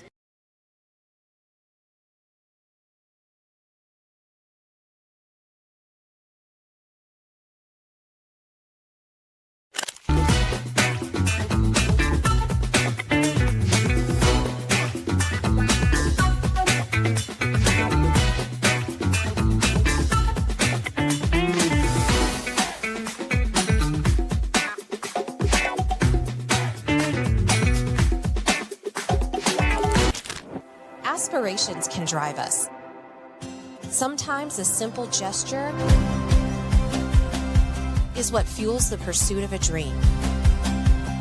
When it's time to make your dream a reality, we are here to help.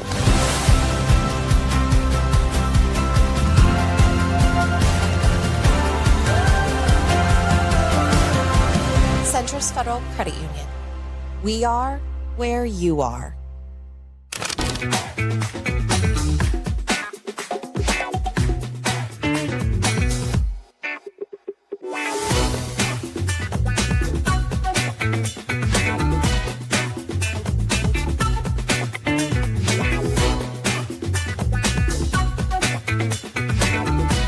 Joined now by John Cook. After the roping challenge, what were your biggest takeaways of those football players on those horses? They need to go back and practice. They need to talk less trash and go practice more. That's what I saw. In the cowboy world, this is what they would have told them. Like, you guys are throwing a purse. You need to throw a rope.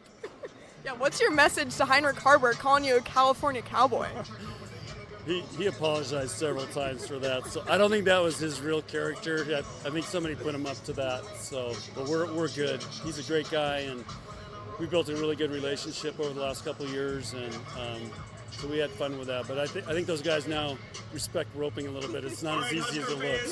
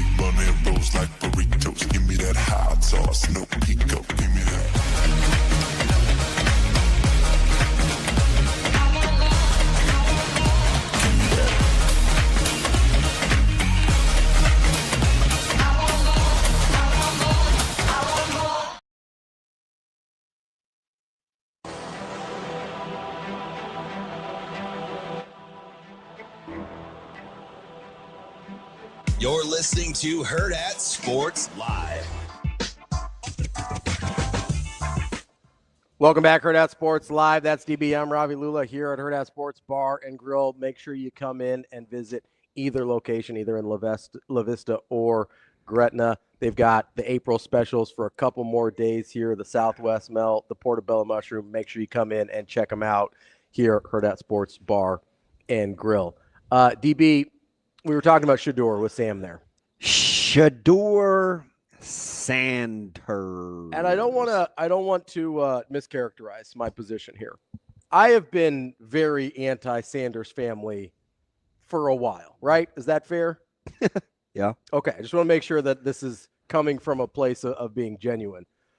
What the world? Also, what? What did you know about being genuine? I do my best. Jam pony. Genuine? Like the genuine? Sorry. In those jeans. There is there was a weird thing that happened over the weekend with the whole Shedeur thing. Like, first of all, I truly believe he was about a second-round quarterback talent. Look at the stream. What do we got? That's the kind of stuff I'm talking about. Which one? Look at the graphic. Oh, Rico. My man. I mean, he's on it. This is the kind of stuff that you do with a production team of like 10. Mm-hmm. Not 2. Rico's on it, man. Now, he wasn't on it enough to like hook me up with anything from the garage sale when he was in there. So I'm just saying though. No, it's really good. He's the man, right? I told you. Like Rico's my guy. what are we talking about? He's the man. Anyway, carry on. But my wayward son. So I genuinely believe, just talent-wise, he was about a second-round talent.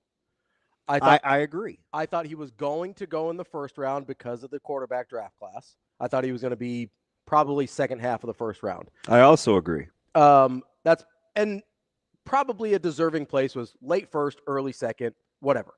So let's start there. These people that are like, oh, well, he's just a fifth-round talent. You're not right. That's incorrect. Like, that's not what we saw. That's not what the tape says. And these people are like, oh, the tape is terrible. No, it's not. There's problems, sure. But if you can look at Dylan Gabriel's tape and Shedeur Sanders' tape, and you think Dylan Gabriel should be drafted first, you're just wrong. Okay? Let's start there. Second, I'm having a really hard time because people keep being like, oh, red flags everywhere. Red flags, red flags, red flags. Okay, what are they? Can somebody tell me what the red flags are? Is it just that we don't like – I don't like the way this family operates, and I don't see that many red flags with Shedeur. Mm-hmm. Okay? Is it just that he's too cocky? Is it just that he's too confident? Is it that we don't like the sound clip, which I didn't either? I don't like the sound clip of him after Nebraska being like, well, look at the time he had. Look at the time I had. Not great. So can I just say, listen, I'm gonna be careful here because I want people to hear objectivity. So the truth is probably somewhere in the middle. Why do we stop what he said about Raiola after the comparison? Because what he followed it with? He followed it with, hey, the more consistent the run game, the easier it is. We have to play the way that we're built. Mm-hmm. Like, I don't get the isolation of the clip. And if anybody wants to go in on Shedeur, it would have been me. But that's not what I heard in that clip. Sure.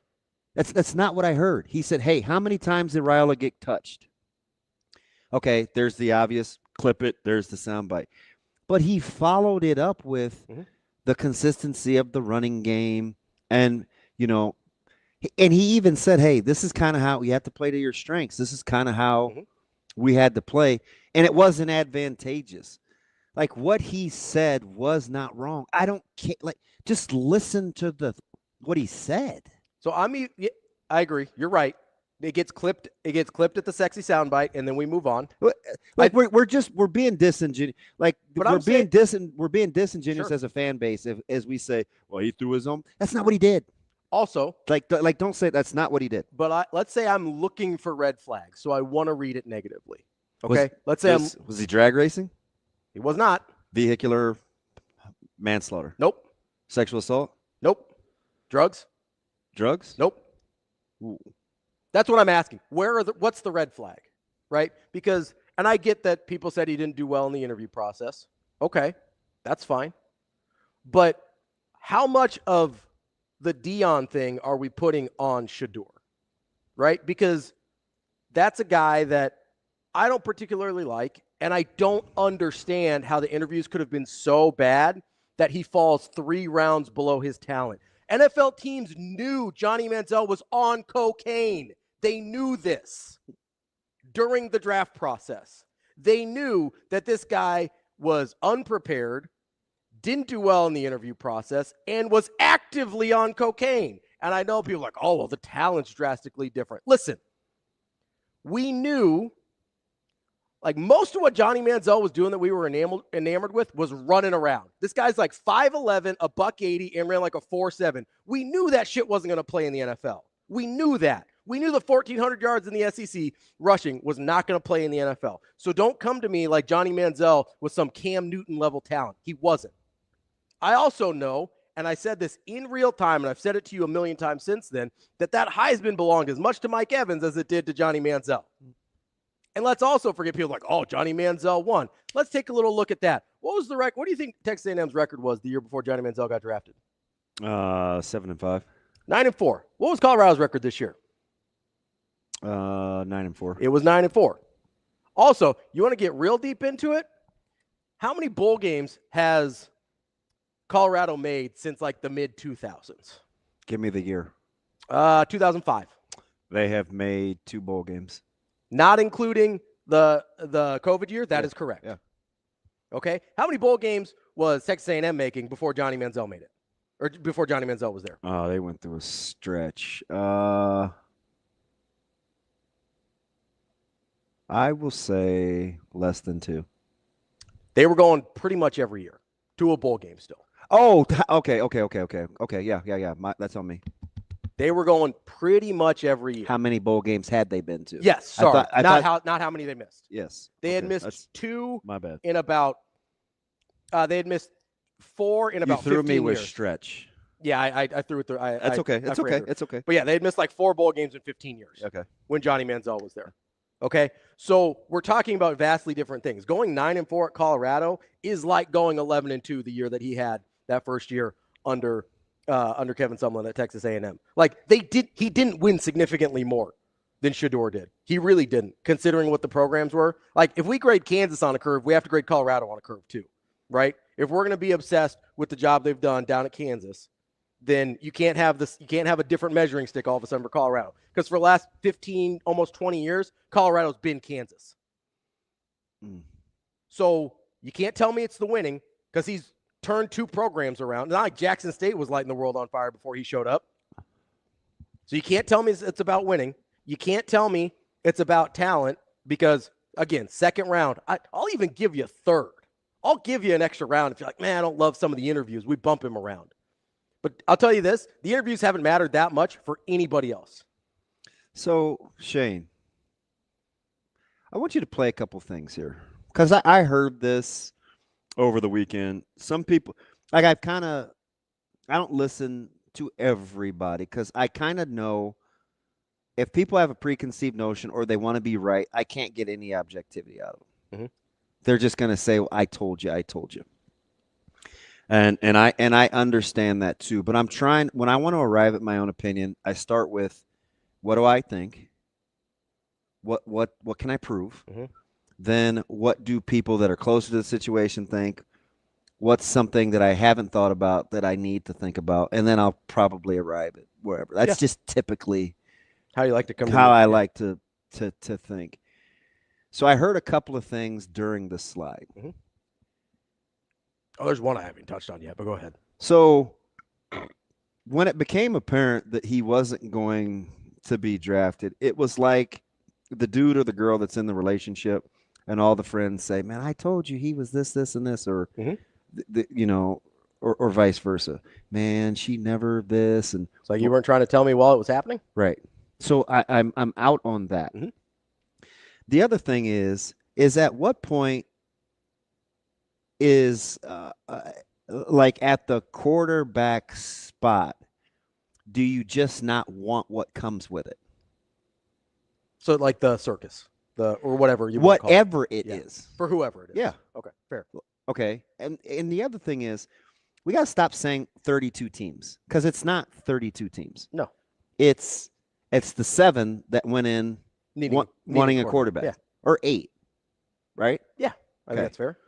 Shay, I want to know if this says more about Deion or the teams that would be drafting Shedeur that wouldn't want to take this on.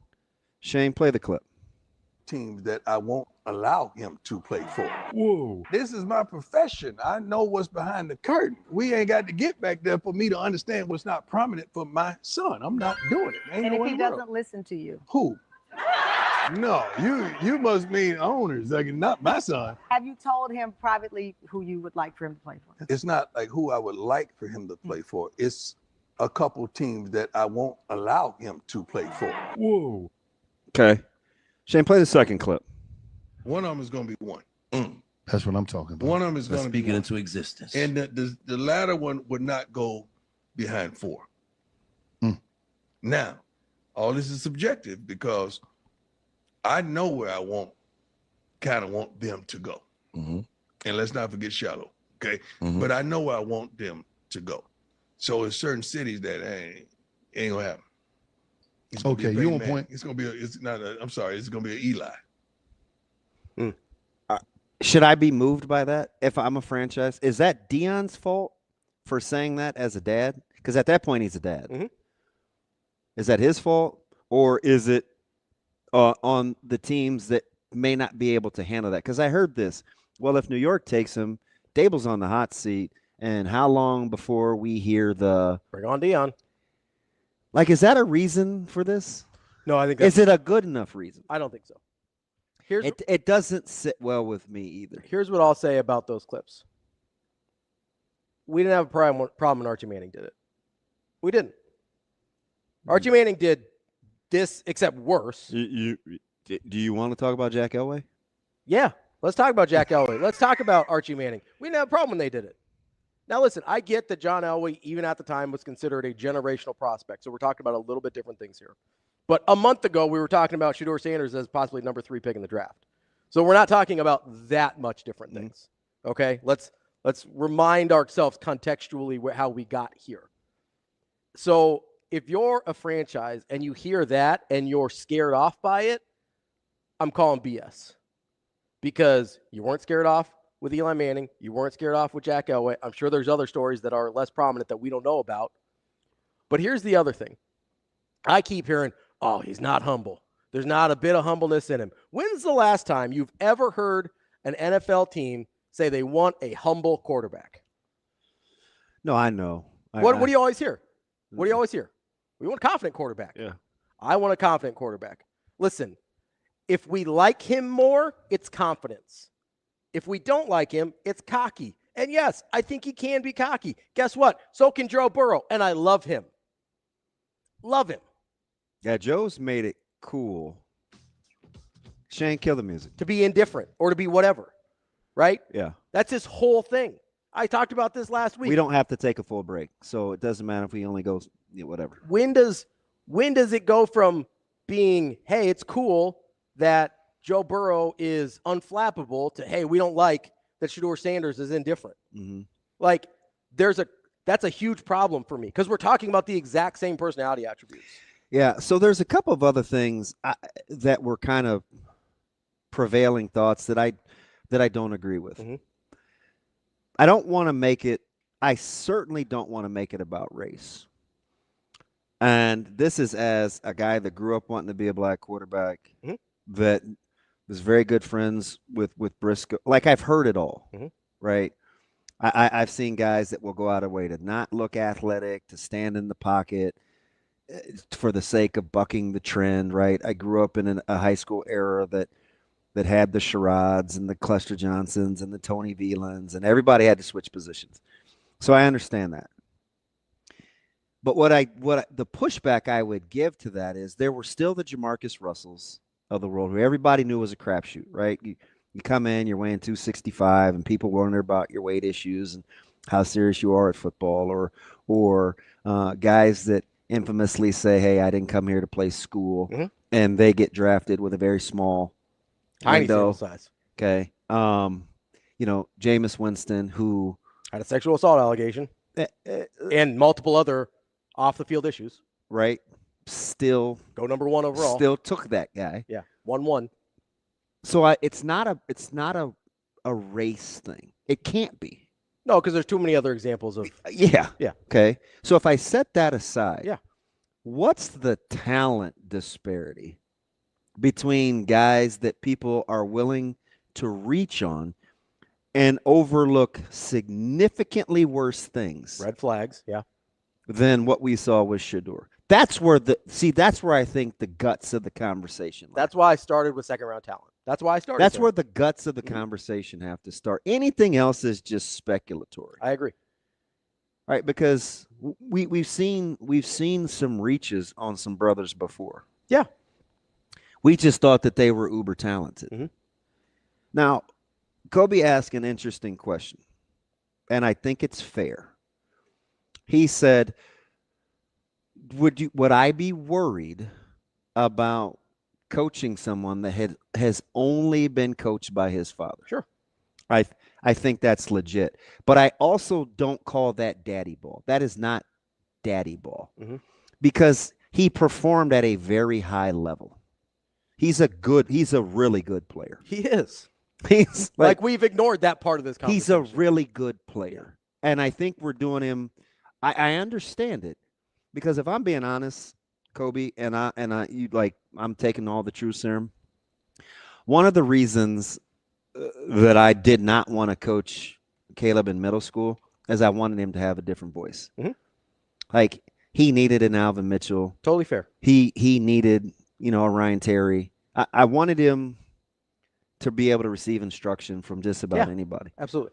So I get that, but the difference is, Kobe, is he wasn't only good because of his dad. Mm-hmm. I think I can separate that. Yeah. And I get it. Oh, Delano Walker had him as a 5th rounder. Big. That's fine. Delaney, he's not a 5th round talent. No. No one thought he was 5th round talent. Thought he was a 5th round talent. So that's cool that he ends up being right. But the end doesn't justify the means. Like we act like I don't know, man. I just don't like we only talk about what fits the argument. Just talk about it all and see where you land the plane. Like, here's the other thing that he wasn't only good because of his dad. Absolutely not. And but I can't get into the collusion in the race thing either because we've got too many examples that buck that. Worse people have been drafted higher that look like him. Yeah, I do. There's a couple things that I want to say here. Number one, never gets any credit for the fact that he got absolutely killed behind that offensive line over the last 2 years and still put up those numbers. That doesn't get talked about. Yeah. Which, if you're drafting someone, is actually a really good skill to have because a lot of times you don't have very good lines when you're drafting somebody early. Number two, one of the other things I saw this weekend is people giving so much credit to these franchises. They go, well, obviously, you mentioned 32 teams. It's really like 7 or 8. But they go, oh, obviously, all 32 teams have passed on him 5, 6, 7 times at this point. It's like, okay, we're going to sit here and act like these aren't the same GMs that took Jake Locker and that took I'm totally blanking. Like Jamarcus Russell and Ryan Leaf Ponder and Christian Ponder and EJ Manuel, and name a bad quarterback. Like just name, we're going to pretend like these aren't the same people whose talent evaluation led them to draft those guys. Yeah. Because all of a sudden we trust their judgment implicitly when we kill them for it the rest of the time. Like let's just have a little logical consistency here. Just a little bit. That's all I'm asking for. Just a little bit of logical consistency. Because we don't trust their judgment any other time. When somebody drafts Loveland over Warren, we go, oh my God, what are they doing? I just didn't love, like if you tell me, hey, he's just not good enough, and this is why, okay. But the whole interviewing thing, like it just seemed to grow legs. We've seen so many people do so much worse. And I hate, honestly. I hate the cut-ups of, and listen, I'm not a Cannell guy. and I tell him this, but I didn't like the selective clips of poor sportsmanship because not everybody, not everybody, a lot, but a lot of guys will have a bad moment. Do stuff like that. Yeah. A lot of guys do stuff like that. Right? I watched Devontae Smith spin a ball off a dude's foot that he cooked in the end zone, and we thought it was cool. Right? But because a guy knocked a ball out of a ball boy's hand, we're mad at that. Like we vilified Sark because he was mad at a kid in the tunnel in a high intensity situation. So we're grading Sark on that. Sark is still the same guy that only gives you a 1-day window to have a salary dispute for NIL before you can no longer bring it up. And he hasn't had a ton of problems with discipline at Texas. So I'm not going to allow that to formulate my opinion. I mean, are we going to pretend like Josh Allen isn't the guy that threw a ball at Nate Gary after he threw an interception? And Nate gave it back to him, and it's probably a reflection of Nate being Nate nuts. as well, but I love Nate. But we think that's cool. We don't have a problem with Nate, and we don't have a problem with Josh Allen either. We think that's cool. So I don't know, man. I just don't like the narrative to fit the discussion. And Shane, if we've got our guests, we can take a 30 and make sure we get to him on time because I don't want anybody mad. We're going to talk to Chad Forbes here, NFL Draft Bites, in just a minute as we come back. That's DBM Ravi Lulla at Hurrdat Sports Live.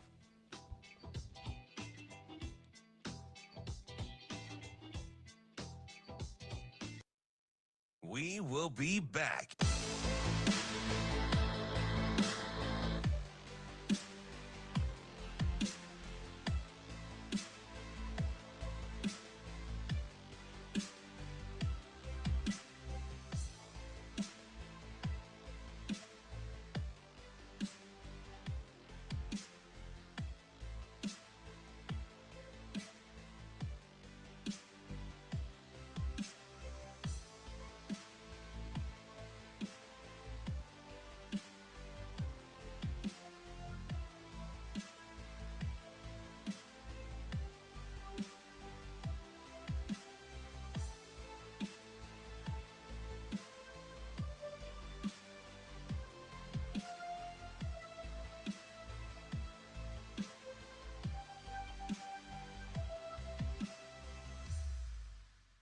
We will be back.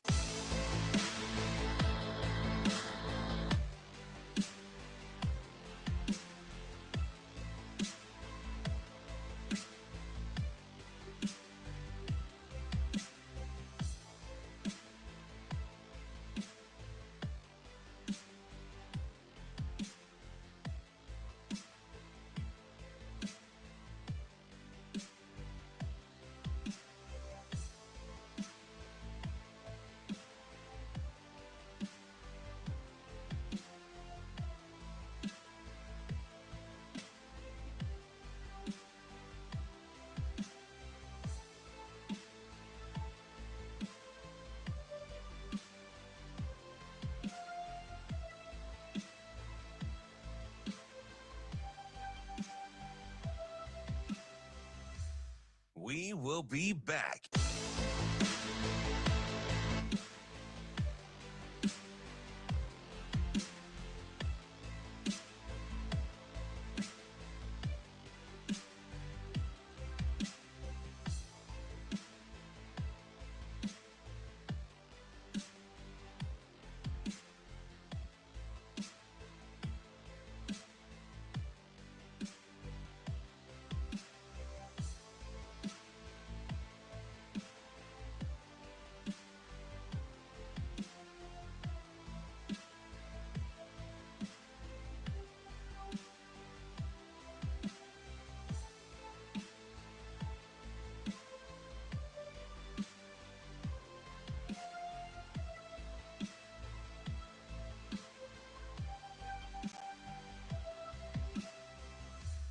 We will be back.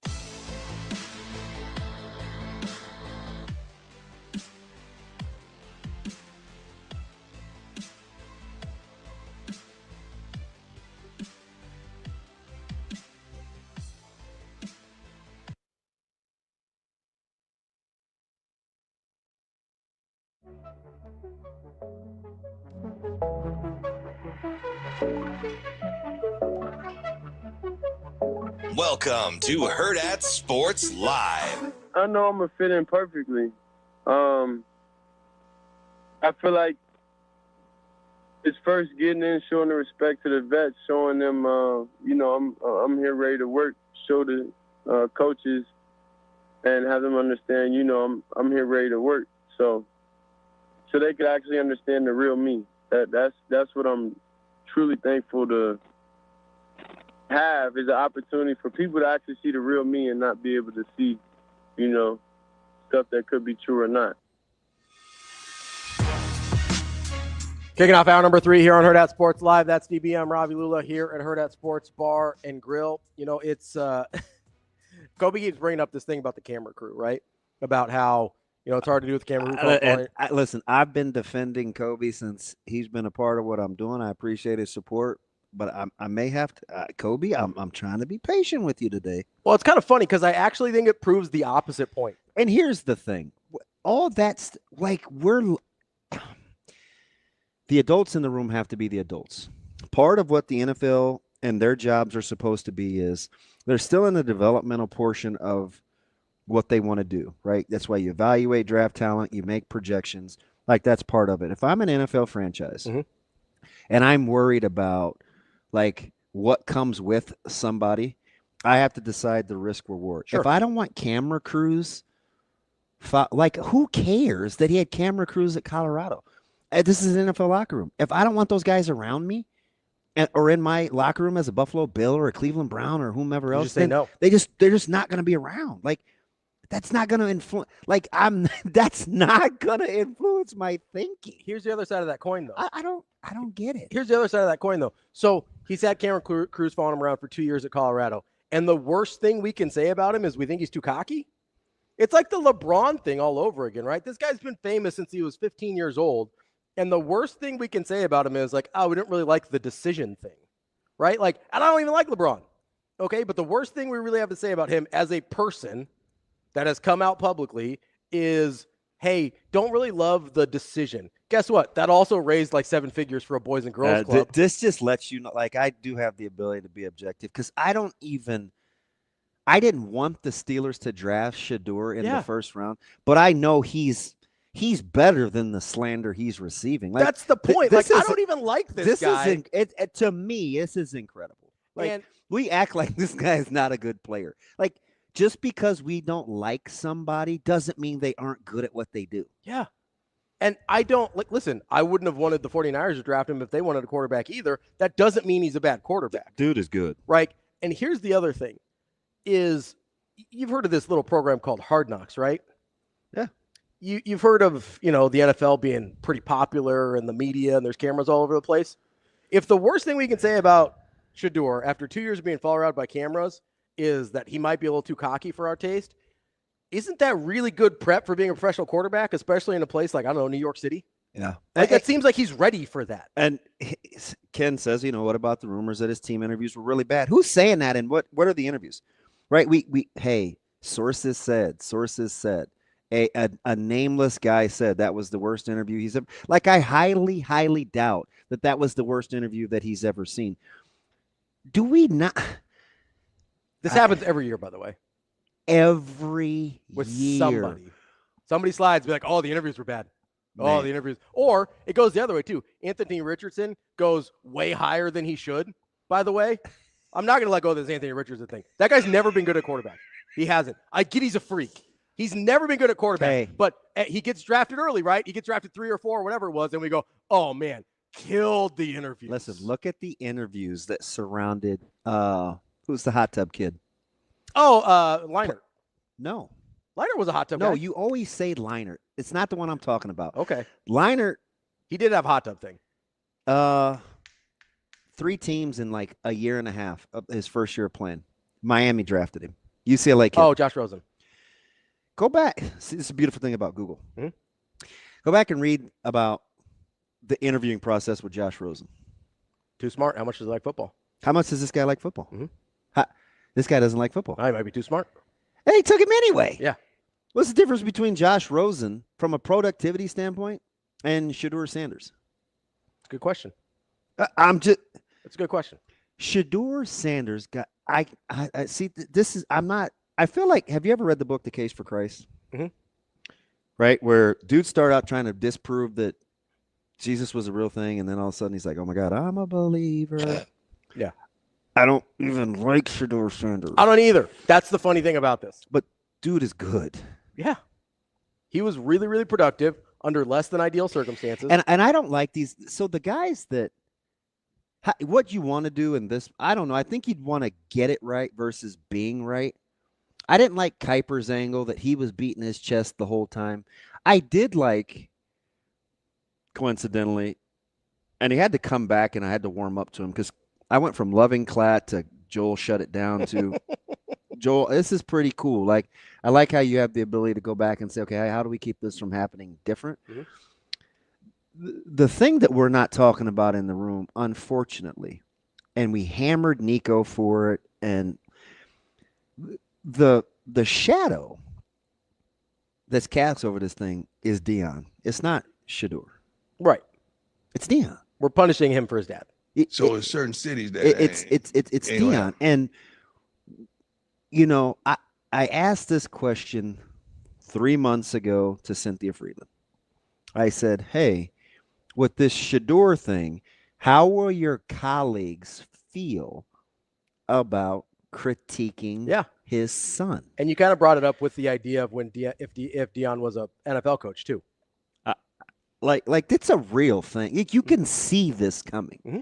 And then we just piled on during the draft. I'm like, this is just odd. It's not even, some of it is his fault. But one thing he did show me, Shane, do you still have the clip that you just played of Shedeur once he gets to the locker room?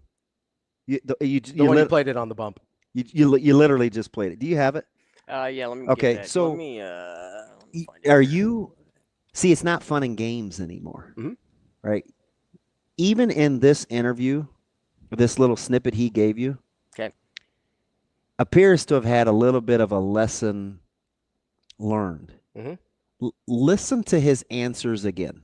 Shane, play it. I know I'm going to fit in perfectly.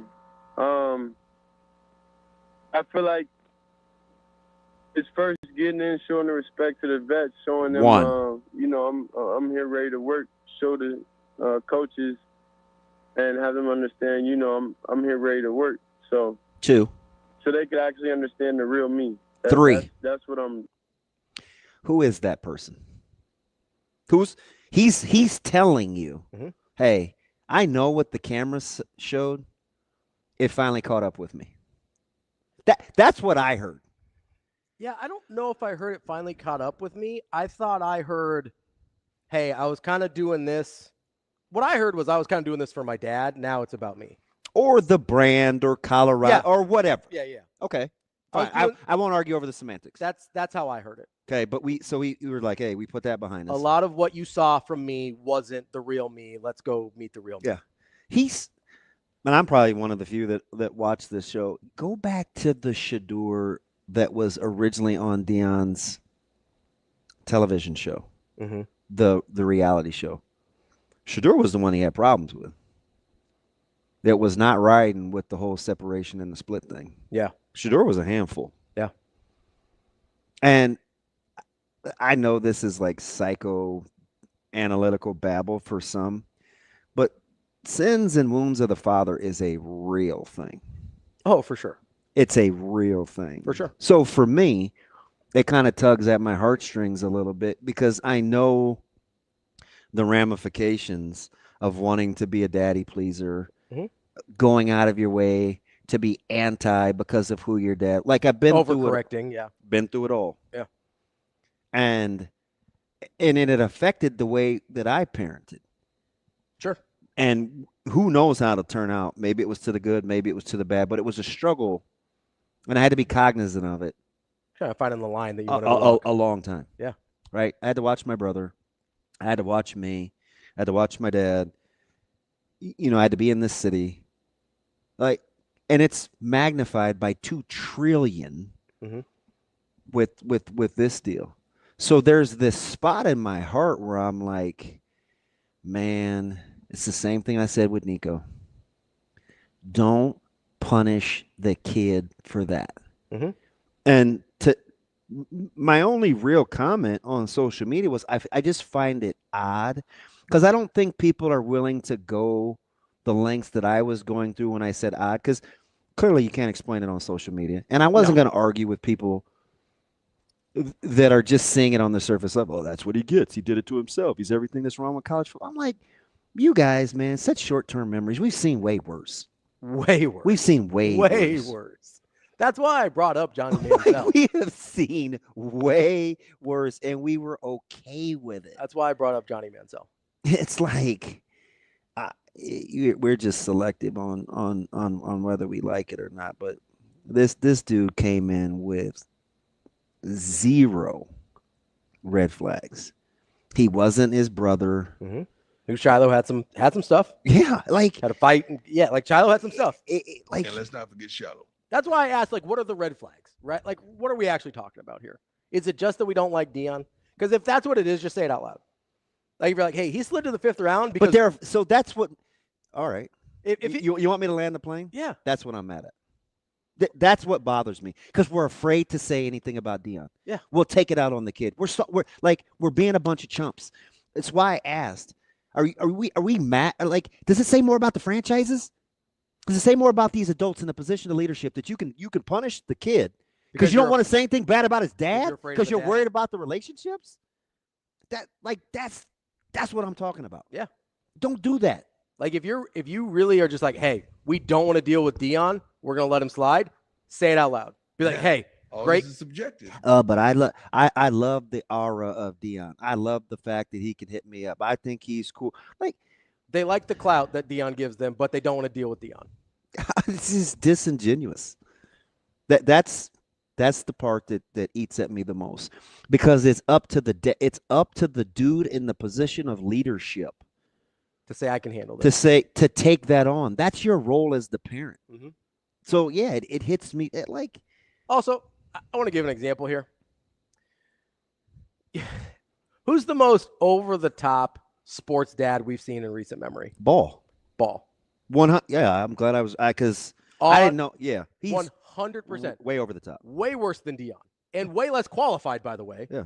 But guess what happened as soon as his kids made it to the league? Crickets. I haven't heard a damn thing until he lost his foot. Yeah. Right. Like, that's it. Haven't heard a word from Lamar. Is that what's the I don't even remember the dad's name. LeVar. Yeah. I don't even remember the dad's name because I haven't heard him in so long. Yeah. Right. We've got LaMelo and we got Lonzo in the league. We got LiAngelo rapping or whatever. But which is fine. He was the worst of the three. He was. Yeah. And he's found a little niche for himself in music. Cool. We haven't heard Pete from Dad. Right? You can get LeVar Ball under control, but you're afraid of Deion? I love Deion. And it's not his fault for wanting the best for his kids, because that's what most dads want. Yeah. Have we ever seen a negative reaction? I mean, when are we mad at W over Dad? Are we mad at Trump Jr. over Donald? Are we like we've seen this all the time for a all the time, long time. It's just we're just real selective on what we like, and I don't know, man. The adults got to be the adults. Have we ever seen a negative reaction from a player or from a family from after somebody's been drafted? I mean, could we have seen that if Shedeur would have been drafted like where everybody thought he was going to be drafted, and if he would have been taken by one of those teams that Deion didn't necessarily want him to go to? Yeah, maybe. I don't know. I don't know. I don't think we would have seen that. I think we would have heard the same thing we heard from Shedeur, where it's like, hey, now it's time to go to work. Right? Whatever the situation is, now it's time to go to work. What baggage? Like, this is my guy. He said the difference between Elway and Manning, the kids were the best quarterbacks in the draft. Also, they didn't have the entire set of baggage surrounding them. Okay. See, this is where, you can't just give me vague. It's not that. Those are two separate things. If you say to me, hey, he's not good enough for blank, okay. I said that in the very beginning. I'm okay with that. What's the other stuff? What's the Samsonite? What's the baggage? Yeah. I don't know. That's why I asked. I don't know. Right? Because I don't know. you're still only talking about 6 or 7 or 8 teams that needed a quarterback. Mm-hmm. I don't of what we consider baggage in drafts, Shedeur's doesn't even like raise to the level of any concern at all. Especially at the quarterback spot. I asked you this. Like, if you're afraid of his dad, just be like, hey, man, just say it. I just say it. I don't want to deal with Dion. I'm okay with that. Like, if Lonzo or LaMelo had fallen in the draft, do you think NBA teams would just be like, didn't want to deal with the circus with his dad? I feel like they would have said that. Yeah. They'd be like, hey, Lonzo's a great talent. He went 2, LaMelo went 3, I think. They'd be like, hey, great talent. Didn't want to deal with LeVar. People would have said that. Mm-hmm. If Golden State hadn't been looking for a center and decided to pass on LaMelo and trade back and draft Halliburton or somebody like that instead, you know what they probably would have said? Didn't really want to deal with the whole LeVar thing. Because you know why I'm kind of because they're not scared of it. Because I'm kind of off the talent thing. You don't take Gabriel before you take Sanders. That's the thing. You can't really just, honestly tell me that. You can't. I'll let you convince me. I'll listen because I certainly don't know everything about evaluating talent. I'll listen to Dart. Sure. I think Dart and him are in the same neighborhood, though. I'll listen to the Dart discussion. I think they're in the same neighborhood. I don't really think you could convince me of Tyler Shuck, though. And he can spin it. Like, the dude but he lost his job, though. I mean, Tyler Shuck's got a lot of Joe Milton in him. Like, you like some of the tools, couldn't really hold on to a job until his last year. I will even listen to Milroe. I'll listen to Milroe because of the tools. Because of his upside. Yeah, because of the traits.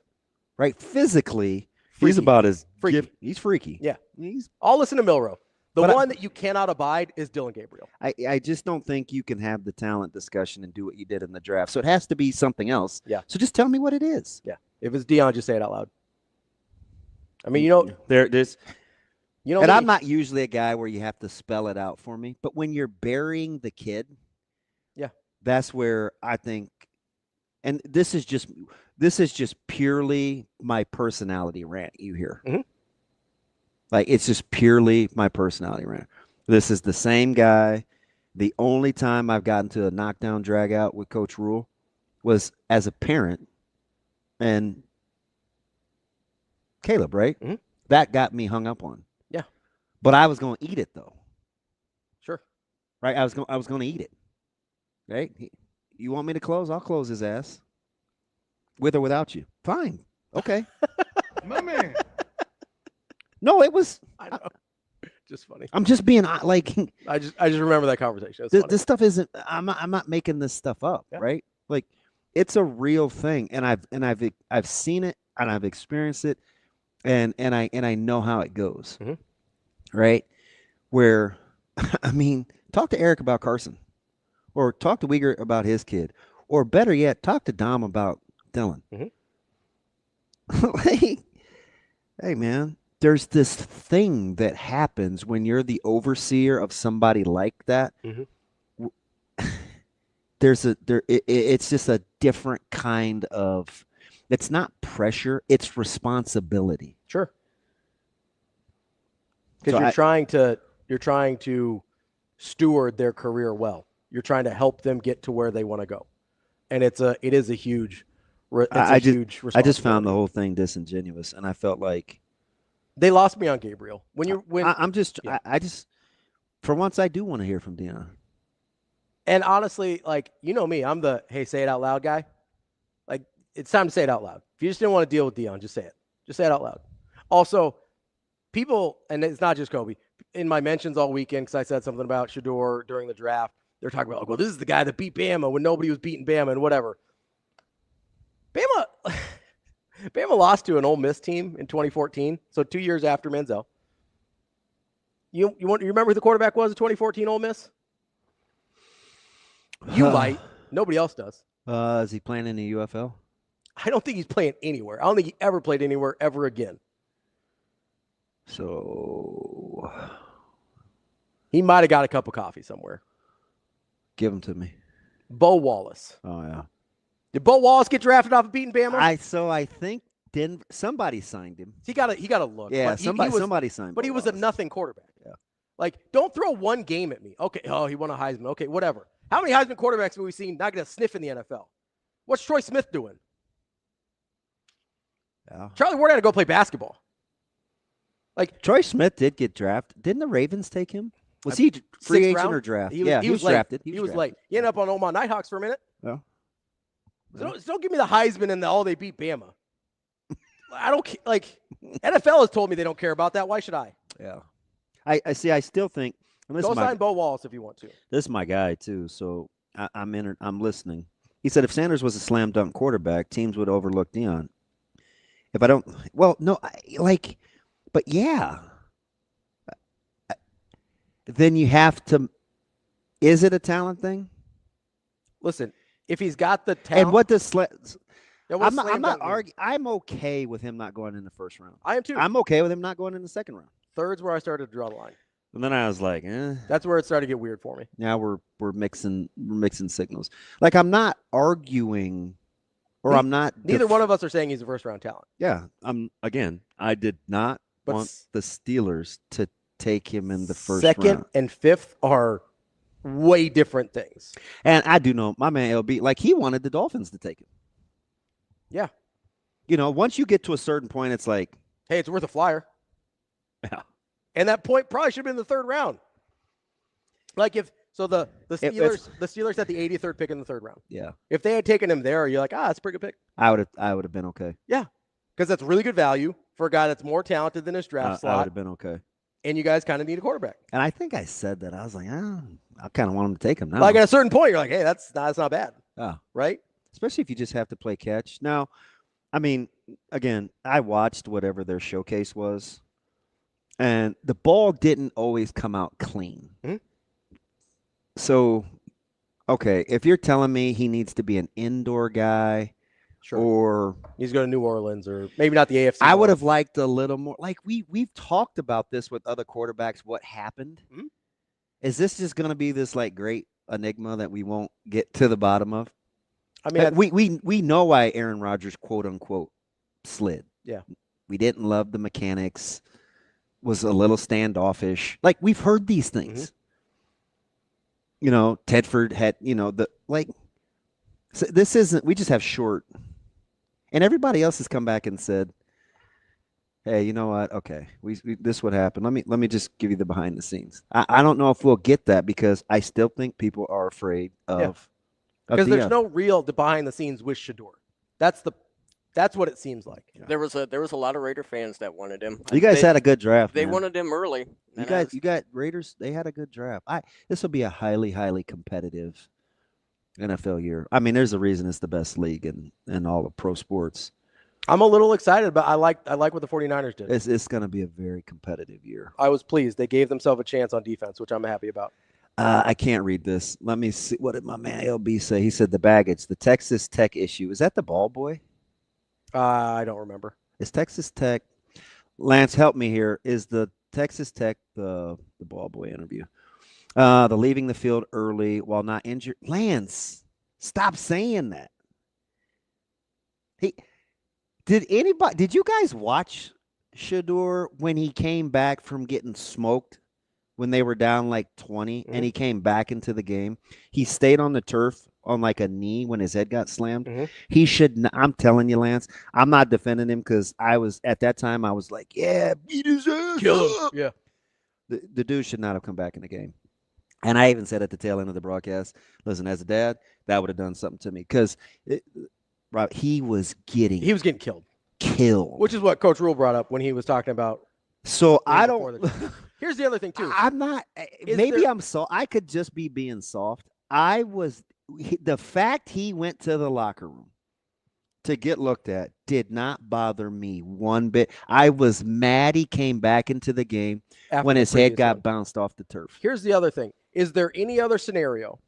If I just tell you, hey, you are getting killed, you're down by 3 touchdowns, whatever the score was. If I could pile on, Lance, I would. I didn't see it like that. If I give you this scenario, my dude was getting rocked. If I give you this scenario in a vacuum, you're getting killed. You're down by 3 touchdowns. There's like 3-4 minutes left in the game, and your starting quarterback is getting hammered, has a potential concussion situation earlier, that doesn't get looked at right Would away. we have thought about it differently if he didn't do the post-game interview? Maybe. Because I looked at that as I looked at it as kind of eating it. But like, because he knew he was going to have to answer the questions of why he left. Yeah. But my point is, but who was the first one to say why he left, though? Yeah. His dad, the coach. But here's my point. If you even if there is no injury, if you just pull a guy in that scenario because he's getting killed, he's your starting quarterback, and you can't win that game, normally people understand that, right? Hey, I don't want to get my guy killed. Can I bring something up? Yeah. Remember when Rule left Dylan in, and he said you need to go through that, and fans were like, "Why would you risk the injury?" Yeah. Are we forgetting that? I think we he might. He trotted that dude back out there. Yeah. No, that's the other side of the coin, and Dylan was clearly not 100%. Not 100%. Absolutely. Did we want that? We didn't love it then. No. We didn't love it then. Not in real time. We're like, hey, what are we doing? And what'd I say? Like, what did I say on the show? I don't remember. You have to go through that so you know what it's like, so you don't feel like that again. Yeah. Yeah. That's the dickhead in me. Yeah. Yeah. All right. Sometimes it's like, hey, yeah, you need to eat that. You need to figure it out. Yeah. Yeah, I get that. Yeah. I second time going to jail, I come home in a fight, my eyes swollen shut. My dad hadn't cried since my sister had been pregnant. And he says, "What is wrong with you?" And I said, "You. You are what's wrong with me. But I'll figure it out." That's what you hear. Yeah. Right? Like, I'm not trying to get you emotional. I'm just saying, like, no, yeah. The feelings are real. Like, it's hard to manage. Yeah. And sometimes you just got to go through it. So, like, every time I take a picture, or I only want to stand on one side of the camera because my left eye doesn't open like it should, there's lots of things that go through my mind. Why don't I like taking pictures? It's not because I don't think I'm good looking. Well, kind of. It's not because I just don't make up, oh, I'm not photogenic. I want to look at this every time I take a picture. Yeah. I don't. I know why I look like this. Yeah. Poor decision. It's just, you know what I mean? Yeah. So just eat it. Like, just say what it is. Yeah. Say it out loud. Like, and I'm not normally like that because that's more my your thing. deal. That's my thing. That's totally your deal. Yeah. But from a parent standpoint, not a coach, from a parent standpoint, your job is protect. Say something. Yeah. Just say something. You do any other goddamn time. That's, and not to rehash, that's what I wanted out of Nico's dad too. Protect him. Yeah. Say something. Say, hey, this is on me. At some point, as the dad, that's your job. Protect the kid. Yeah. Do what you can for him. And I genuinely believe Deion was doing this whole time what he thought was best for Shedeur. He may not have been right. Oh, I know. It's hard. It's hard because you don't know because it hasn't you can't produced play a it result. out. Yeah, Right. You can't play it out. You don't know how it's going to go. Produced a That's result part of the yet. reason I didn't want to be a parent, right? Like, it is hard. I don't want to have to make those decisions, right? No, I get it. But Deion, real time, Believe me. As much as I don't like Deion, and as much as I think he's disingenuous in a lot of times, there's not a single part of me that ever thinks he thought he was doing something bad for his kid. Yeah. Not a single time. That's DB. I'm Ravi Lulla. Hurrdat Sports Live coming up next. Okay, here with Xavier Watts. Long night, a lot of emotions, but you're an Atlanta Falcon. How does that feel? Feels real good. I'm really excited to be a Falcon. It's a good organization. Got a lot of good players. Get to learn from one of the best safeties in the NFL, so I'm excited. What was the range of emotions? I guess I was here all night, got here early, and it was excitement, and then it was like, oh, man. Yeah. Nah, definitely it was a roller coaster. Like I say, coming in, it's exciting. Hoping to get drafted a little bit earlier is what you're hearing, and then, we were waiting, and, it goes back down, but then you get drafted and it goes back up. So, it's a roller coaster, but, I'm blessed to be a Falcon, so.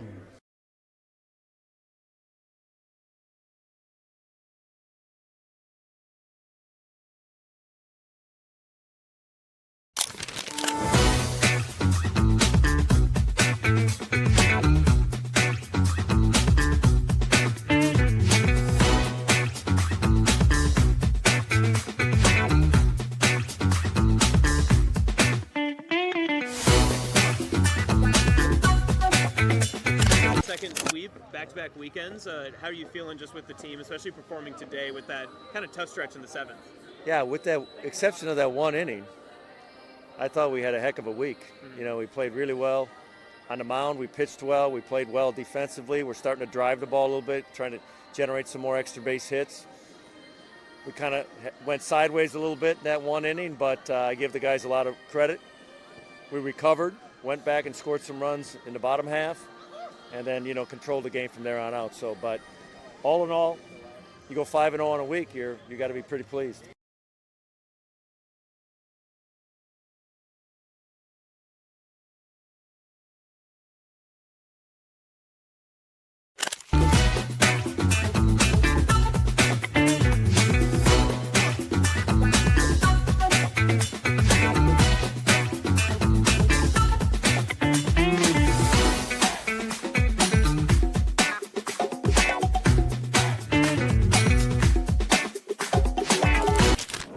Aspirations can drive us. Sometimes a simple gesture is what fuels the pursuit of a dream. When it's time to make your dream a reality, we are here to help.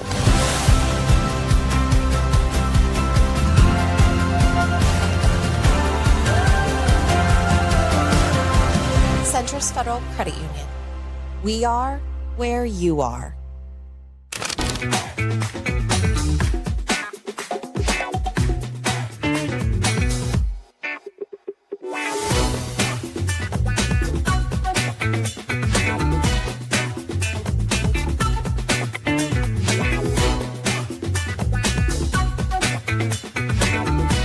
Joined now by John Cook after the roping challenge. What were your biggest takeaways of those football players on those horses? They need to go back and practice. They need to talk less trash and go practice more. That's what I saw. In the cowboy world, this is what they would have told them. Like, you guys are throwing a purse. You need to throw a rope. Yeah, what's your message to Heinrich Haarberg calling you a California cowboy? He apologized several times for that. So I don't think that was his real character. I think somebody put him up to that. So, but we're good. He's a great guy, and we built a really good relationship over the last couple of years, and so we had fun with that. But I think those guys now respect roping a little bit. It's not as easy as it looks.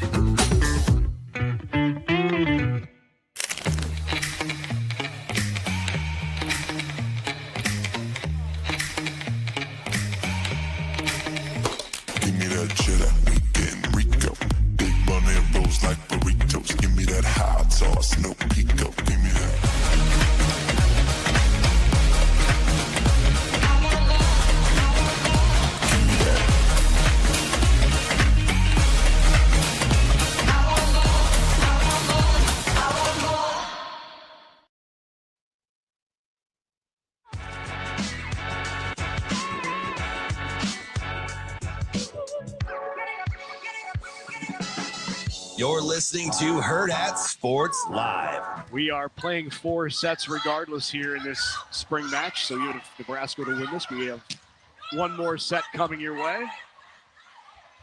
Great set by Flynn, and what a kill. Wow, that was great all the way around. The set and the kill by Hunter. So we'll see here if Kansas can get a 2-point run maybe. Oh, wow. How about that? Wow. Segler with the bump set. We're back here on Hurrdat Sports Live. That's DB. I'm Ravi Lulla here at Hurrdat Sports Bar and Grill, reminding you that there is a difference when looking for a financial institution. Find one that takes the time to understand you, your needs, your journey, and your goals. Wherever you're at in life, Centris Federal Credit Union has you covered with the products, services, and most importantly, the expertise to support you throughout your financial journey. It's centrisfcu.org to learn more. Federally insured by NCUA and an equal housing lender. DB, there was a lot going on this weekend outside of the draft and the Husker Games. we had a little baseball going on as well. We're talking baseball. The Blue Jays are a little bit of a heater. Yeah, 8 in a row. Yeah, they righted that non-weekend winning ship in a hurry. Just the opposite of last year, where they could win in the midweek. Couple of sweeps in a row. Yeah, and it started with St. John too, because you went You from needed out that of the deal to top of the ruling deal. the roost. Yeah. So it's them, UConn, and Seton Hall kind of at the top of the separated themselves at the top of the Big East right now. But looks good. They're 28-12, I believe now. So they're kind of riding high after struggling a little bit a couple weeks ago. They self-corrected in a hurry there. And Nebraska wins the series, what they needed to do. 2 out of 3 against Maryland. Got to keep stacking those wins, because right now they're in a cluster. 9-12. There's about 4 teams in there that are all vying for 2 spots to get into the back end of the Big Ten tournament. That's going to be – they got to keep getting these series wins. Yep, just get in the tournament. And this is on the heels of kind of the tragic loss of one of the certainly Nebraska baseball Mount Rushmores. And you could make the case, being a National Baseball Hall of Famer,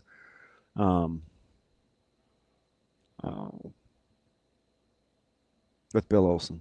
His contributions to baseball in Omaha, I don't think can be overstated in any way. Yeah. I've been railing for, I think, literally 20 years at this point, because it started when I was in high school, about how much better the baseball talent is in this state than people give it credit for. You look at the number of guys that end up getting pro contracts, the number of guys that play Division I baseball. It doesn't get a ton of run, but it's been this way for a long time. And, you know, the argument can be made, and I think correctly so, that all started with Bill Olson at Omaha Northwest in the 70s and 80s. That dude was, I mean, he was even a staple still when I was in high school. Like, I remember, I didn't know him well at all, but I remember going to Strike Zone and getting some instruction from him a handful of times. Like, that dude is, if you played baseball at any level in Omaha over the last 40 years, maybe longer, 50 years almost, you probably had some interaction with Bill Olson. Yeah, and of the guys, I mean, he's the number one reason that I went to Northwest. He just was integral. He was so supportive of anything that I did. He would come down to Lincoln, because what people didn't really realize about Coach Olson is he's such a huge football fan. You know, Greg was a fantastic football player, and you know, he double dipped in high school, and he knew he had the $1 million arm, but he would always talk about toughness, and he helped coach on the O-line. And you know, a guy that would take me out, and last year was the first year he didn't. We'd always go to breakfast, and I knew he was kind of slowing down, and I put him in, and I've said this in passing maybe before, of all the guys that I've been coached by, whether it's, you know, Chick Anderson, who I felt like was a great running back coach, Coach Solich, Coach Osborne, you know, Dom Capers. Olson is arguably the greatest individual coach that I have had, just in getting the most out of me at not an ideal time. I mean, who wants me in high school, right? Same people that didn't want me early on in college either, so it probably says more about me being a Richard Ed than not. But he just demanded excellence, and not running out fly balls, or, you know, not being too good to lay down a bunt, or we know what we're seeing in this pitching staff, like, to grit your teeth. And, you know, he would talk about, they say, you know, your sphincter, you just can't, you don't need it to pucker, loosen up. You know, just, I mean, there'd be a stretch where we would see like Todd Bartles and Troy Shell and McGinn and Manzito, or Andy Peck or Jeff Chen, or, I mean, we're seeing some fellas, right? Repa, and his ability to just, hey, compete. Oh, it was this Peterson guy. You know, he'd use the T word as for boobs. You know, knock his boobs off. You know, I'm like, what? Who says that word? You know, but it's like, just to compete. Yeah. It's, just how many personalities he could corral. Yeah. The Sean Petersons and the Rob Egans and the Deckers and the Olsons and the Prebles and it's guy after guy after guy. He was something else. Given with Tammy and his wife Sandy and Greg, who's very emotional, just in general. Yeah, very, very spirited soul, man. Just the best for that family. Yeah, absolutely. As you're talking about Coach Olson, is that part of the reason you have such an affinity for Coach Service? Yes. Like it seems like there's overlap there. Yeah, and when he left Northwest and he was helping out at Creighton, I literally would loiter. And they let me. Yeah. But that is why I like Coach Service. Yeah.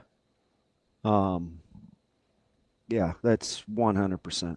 I'm like, hey, just need to scratch the itch and come down. It just that was the first college practices that I started watching was the way that those guys because I was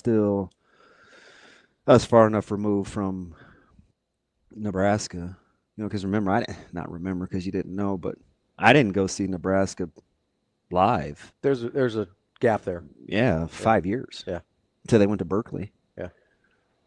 And that was on a humbug. I didn't want to do that. That was on a tour with a buddy. Yeah. To promote his business. So, yeah, there was a stretch in there. Yeah, it's best to the Olson family. Obviously, baseball royalty in the city of Omaha, state of Nebraska, and as you mentioned, nationally as well. He was involved with U.S. Olympic committees for baseball as well. On international level. Yeah, really huge impact on the game and a big loss for the Omaha community. Let's take a quick one here and come back, see if DB's got any winners today. And another winner for my Creighton Blue Jays in the transfer portal. Anybody else they don't? I need to call AC, man. They're cleaning up. Anybody else they don't want? I think they're getting just about everybody they do want. That's DB. I'm Ravi Lulla. We will be back to wrap up the show here on Hurrdat Sports Live. We will be back.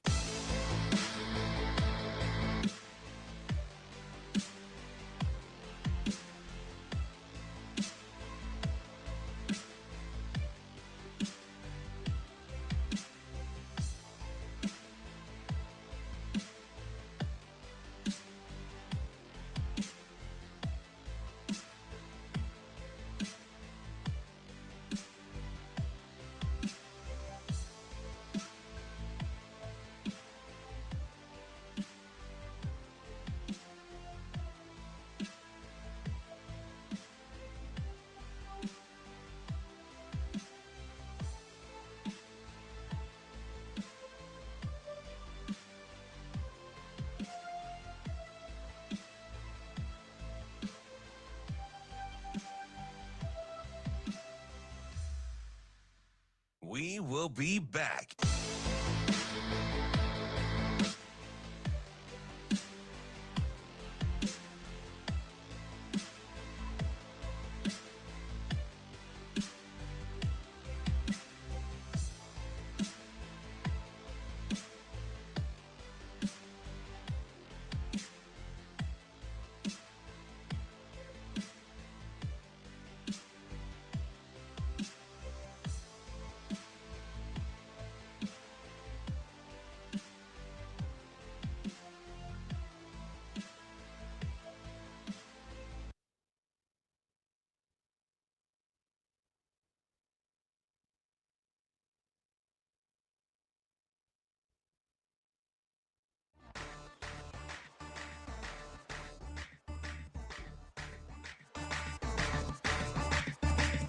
You're listening to Hurrdat Sports Live. Wrapping up the show here on Hurrdat Sports Live. That's DBM Ravi Lulla here at Hurrdat Sports Bar and Grill. As I mentioned before the break, I know everybody loves talking about Creighton basketball around here. They are kind of killing it in the transfer portal, though. They are cleaning up. They just got another commitment from Blake Harper, a 6'8" guard out of Howard, was the MEAC Player of the Year last year as a freshman. averaged about 20 points a game, 6 rebounds, and 3.5 assists. I was trying to figure out their roster last night and kind of what the rotation is.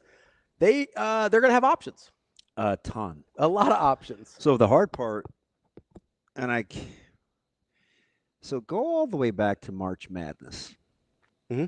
Okay, we're sitting in this kind of horseshoe area, and yeah. A couple of the fellas come in. One of them happens to be fairly connected. Yeah.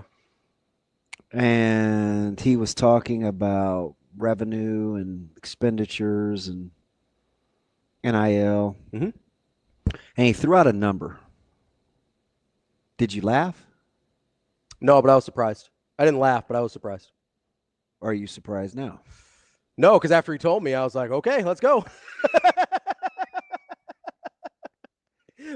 So you remember when we heard the... I'm clearly putting the over-under on... I gave you 1.5 for Mac. I'm taking the under. Under? I took it then. Yeah. And I was the only one that took it then. You think he's setting things up for... Yeah. Yeah. I think they've got... This is Swan song? Yep. All in. Yeah. Let's hope that they mesh. Yeah. But he has They're almost pretty good at that. He's almost never had a problem with that. That may be what he's best at. Honestly, he's so good at that. So yeah, you need somebody to compete with St. John. Yeah. Oh man, St. John's has put together a loaded roster. Fudge. Now I can't cheer for Ian Jackson. I know. Not that I was going to, but you're a hater. No, it's an exciting. I'm super excited as a Creighton basketball fan. I think it's going to be a lot of fun. I'm interested. exciting. You know, we've talked some, not a ton, about Nebraska's transfer portal haul as well. I'm really interested to see how that works out because it's less high profile guys, obviously, than Creighton's. But and Sauter said this on Friday, and I didn't have a chance to call him on it because we were going through a lot of stuff, but he said he thinks he knows exactly what Nebraska's trying to do. I've never known what Nebraska's been trying to do through the entire Hoiberg era. I really haven't. So I'd have a really hard time now saying like, yep, I finally have a good grasp on it. I kind of like it a little just because I think they're going to go offensive. I think they could play 5 out. Yeah. I definitely see that. I can see the rhythm in which they want to play. Mm-hmm. So I think I agree. I don't know if he was talking about that, Sure. but that's what that's how you took it. That's how I would foresee them. The other thing is I think they have the best portal edition of all with what they want to accomplish because they get Rink Mass back. Yeah. Yeah. Which in essence is like it's like getting a transfer guy. It's like getting a really, really good player out of the portal. So I'm pretty excited because I think this may be a transition year for the Big Ten. Yeah, they might have a shot. They might have a shot to move up the standings a little bit. It's a very interesting year. Yeah, I think there's some shifting for sure. Yeah. Obviously, you've got you intensified. You've added to your coaching profile because I think you've upgraded. You upgraded Indiana for sure, and you could make the case maybe in Iowa City as well. I definitely would agree. I don't know. Fran is better than we talk about. Fran's fine. Ben's more accomplished at the levels he's been at. Sure. Fran, he did a pretty good job. He's fine. He's fine. Yeah. Like he was pretty good. You're right. He was pretty good. But I don't. You gotta like what happened in Minnesota. Yeah. The coaching prowess is legit. But there's transitions, right? Yeah. There is a lot new there. And we didn't even bring up Illinois, who's trying to put together like the Baltic all-star team over there with all the like Serbians and Croatians and whoever else. They're just killing the Eastern European kids, bringing them in over to Champaign. But they are losing 2 first-round guys also, so that matters a lot for them. And we'll see. And you still have at least it's my problem. You still have the Brad Underwood problem. Oh, and Champagne. Yeah, I just don't know. Which, by the way, Evan's trying to make a trade. Who's he trying to trade? Trey Taylor for Braylon Warren. Yeah, I'm like, Evan, you can't do that. It's like, you guys take Trey Taylor, we'll take Braylon Warren. Yeah. That's actually a little my fault because he didn't know that was your guy. That's fun. Yeah. And so I was like, oh, hey, you just offered DB's guy. Or I think he said DB's quarterback. And he's like, which one's that? We've put out like 18 quarterback offers since it looks like you guys are landing Trey Taylor. Yeah, and he won the competition this weekend at the quarterback at the 11 camp. Yeah. 11 camp. Yeah. Braylon Moore. And I'm telling you. He can spin it. Yeah. He's a pretty talented guy. Yeah. And Jet got invited back to the finals too. Yeah. Elite 11. So good on Tamala and good on Braylon. I've been local QB flair. I've been a pretty big Jet guy and despite the fact of him being from Millard South, I was surprised he wasn't getting run earlier. I'm glad that he is now because I think he deserves it. He's a good quarterback. Yeah, and I think he had to overcome playing with too many good players. Well, he plays with good players, and I'm like, what's the alternative? Yeah.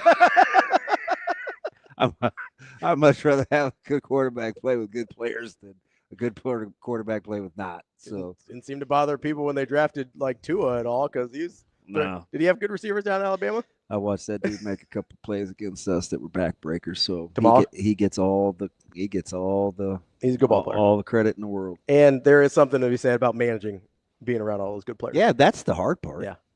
I mean, to be like honest, in the huddle. Like it's easy to manage guys. You're a lot better than because they kind of have to. DB, you got any winners today? Only one, and you're not gonna love it. Not against. It's against the Red Sox, isn't it? No. Okay. Your real favorite team. Oh, the Warriors. Yeah. I don't like that. I'll take it. You're probably right though, because I mean I don't think Jimmy's gonna play. And hey, take the 4 all the way. You're probably right. Take the 4. Although it didn't matter the other day. Well, yeah, you're probably right. Wow. I mean, they were just fine the other night. I mean, Curry had to go. Like Curry had to go, and he did. Yeah. At 37, I don't know how many of those in a row you're getting from him. I like the Rockets getting the 4. I would actually sprinkle a little on the money line. I think the Rockets probably win. Classic letdown spot for Golden State, having held serve without Jay Bizzle. Yeah. Which, by the way, whose fall looked worse, Butler's or your boy Morant's? I think they're both pretty bad. They're both pretty bad. Got a sore bunda. Yeah, a little bit. No structural damage, which is good, but I don't know if you've ever like landed on a tailbone or something like that's rough. Yeah, you're not moving well. So I don't know. I don't think we're gonna see him the rest of the series. Whoa, Jimmy? Yeah, I don't think so. But playoff Jimmy's good, Jimmy. I know, but hurt Jimmy doesn't matter. Yeah, take the Rockets. I love the Florida Panthers here too, but it's too juicy. Too juicy? Yeah, too juicy. All right. Got the Rockets getting 4.5. Their red glare. Yeah. Let's hope they don't burst your bomb. That's DB. I'm Ravi Lulla. Hopefully we get another vintage Steph performance. We'll be back tomorrow with more Hurrdat Sports Live.